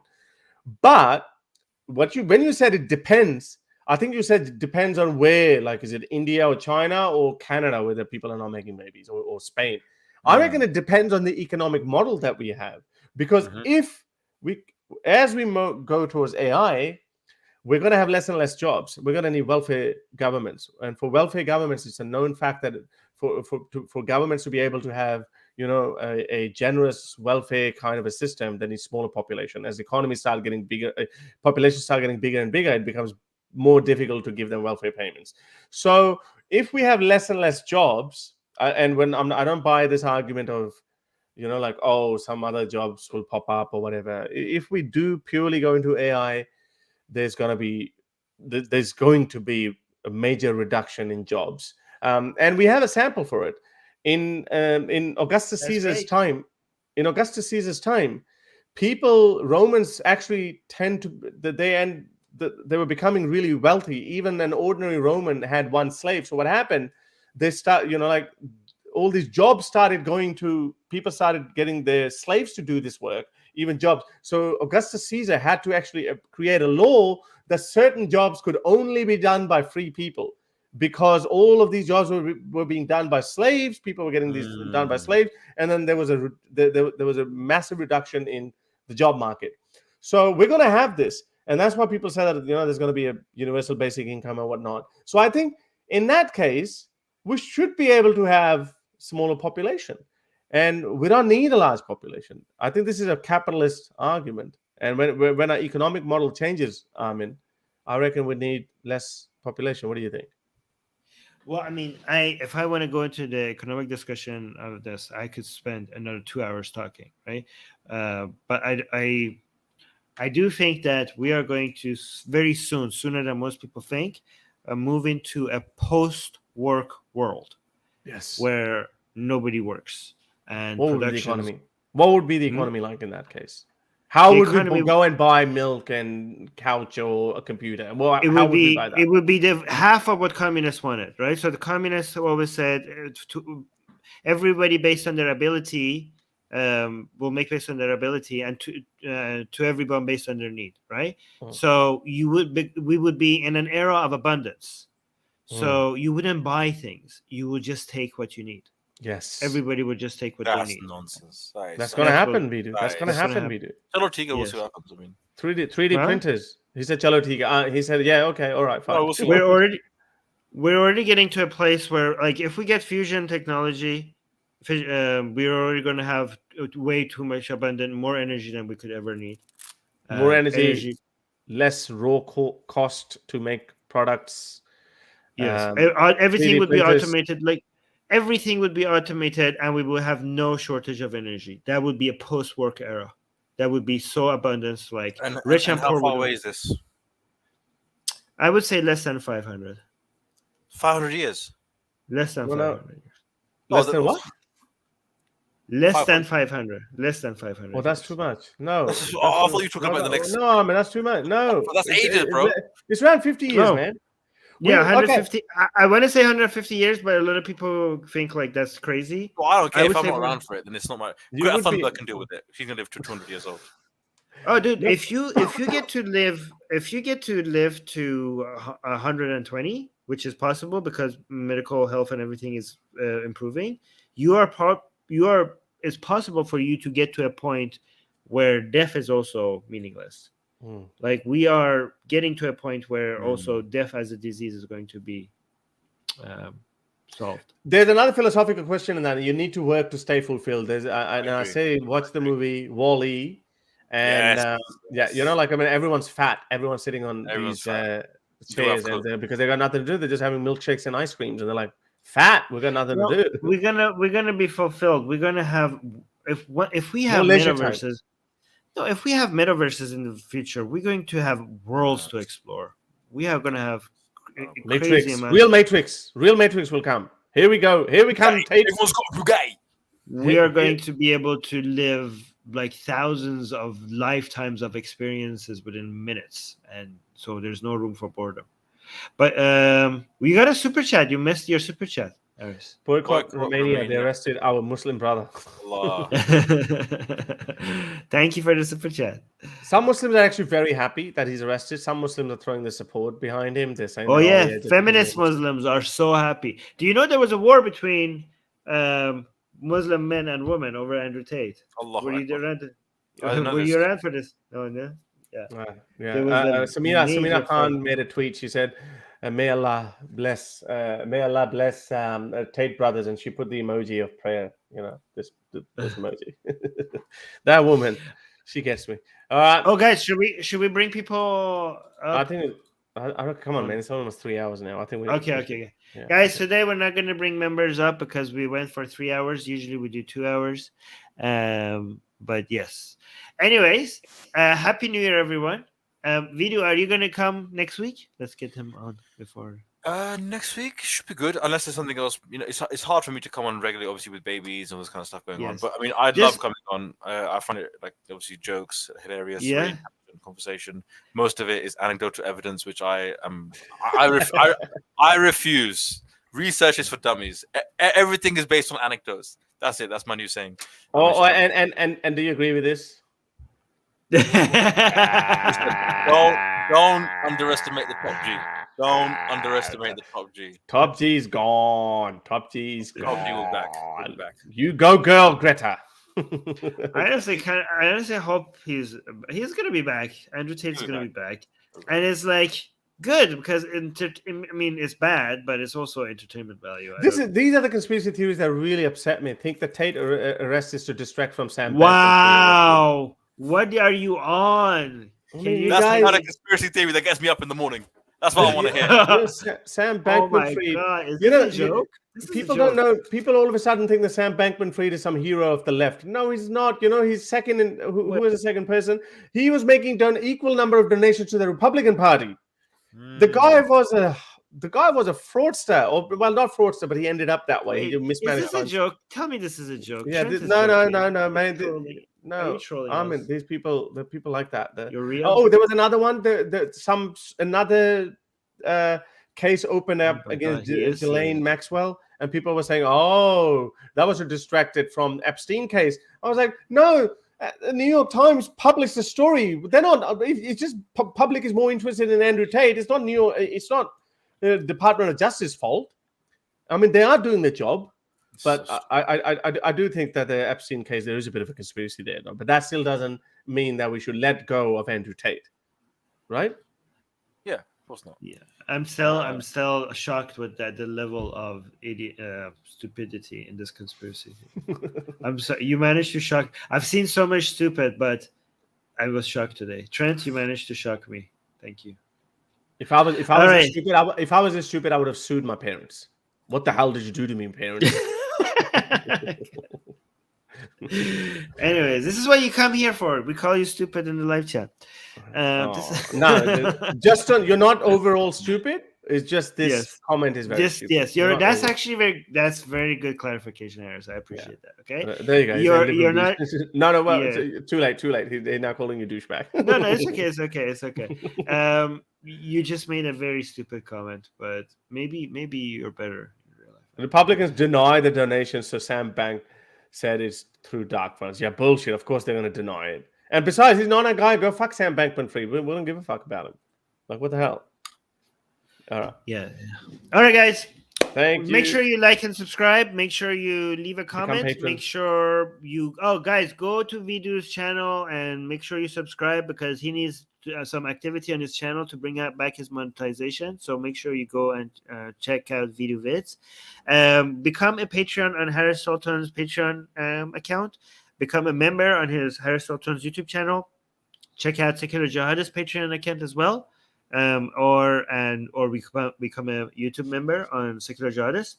However, again, this is very important. Nobody should support us financially, even 1 cent, especially at this time of the year. If you're struggling financially, please do not spend money on any content creators. You can still support us by just liking and subscribing. Okay, keep your money to yourself if you're struggling even a tiny bit. Okay. Your likes and subscribes, they're still free, but they still help us grow. So those are good as well. All right. Anything else? No, very quickly. Sorry, I need to make this point. So this Daniel Haqiqatjous that I did share earlier, like I wouldn't take long. So this is exactly what he said. You know, like education for women equals OnlyFans, prostitution, blah blah blah. It's only going to take a couple of decades, and there you go. You've got OnlyFans whores. But look at this. How similar is this to what, well, again, this is not surprising. This is exactly came out of the Taliban's Ministry of Higher Education. They said, Islam never allows women to engage in prostitution under the pretext of education. She's obliged to produce children and serve her man, not to get educated. This is very Andrew Tate-like as well. Well, I mean, he is... Yeah. Oh, Andrew Tate or Daniel Haqiqatjous? Well, definitely Daniel Haqiqatjous, but I'm saying Andrew Tate makes similar kind of comments too. Yeah, she's here. I never heard him say anything about education. No, not education, not education, but he also says the primary purpose of a woman is to satisfy you, cook you, clean you, and make babies. Well, all the same. Honestly, I don't understand. I don't want to get... Well, we can leave that... Whatever that... You don't like Andrew Tate. Just say it. You don't like the top G. Just say you don't like the guy. I won't go that far. You don't like the guy. He does have a purpose. He's a necessary evil. He's a necessary evil. That's actually a good argument. I think this is probably why some conservatives actually still try to make excuses for him. He's necessary evil. Next week you have to explain to us why Andrew Tate is a necessary evil. Yeah, okay? And why you can't preserve your values without people like Andrew Tate. We can, but it's an uphill struggle. Okay, all right. Let's wrap it up. All right, wrap it up, guys. Bye and Happy New Year to everybody. Thank you for being here. Happy New Year, everyone. You do it.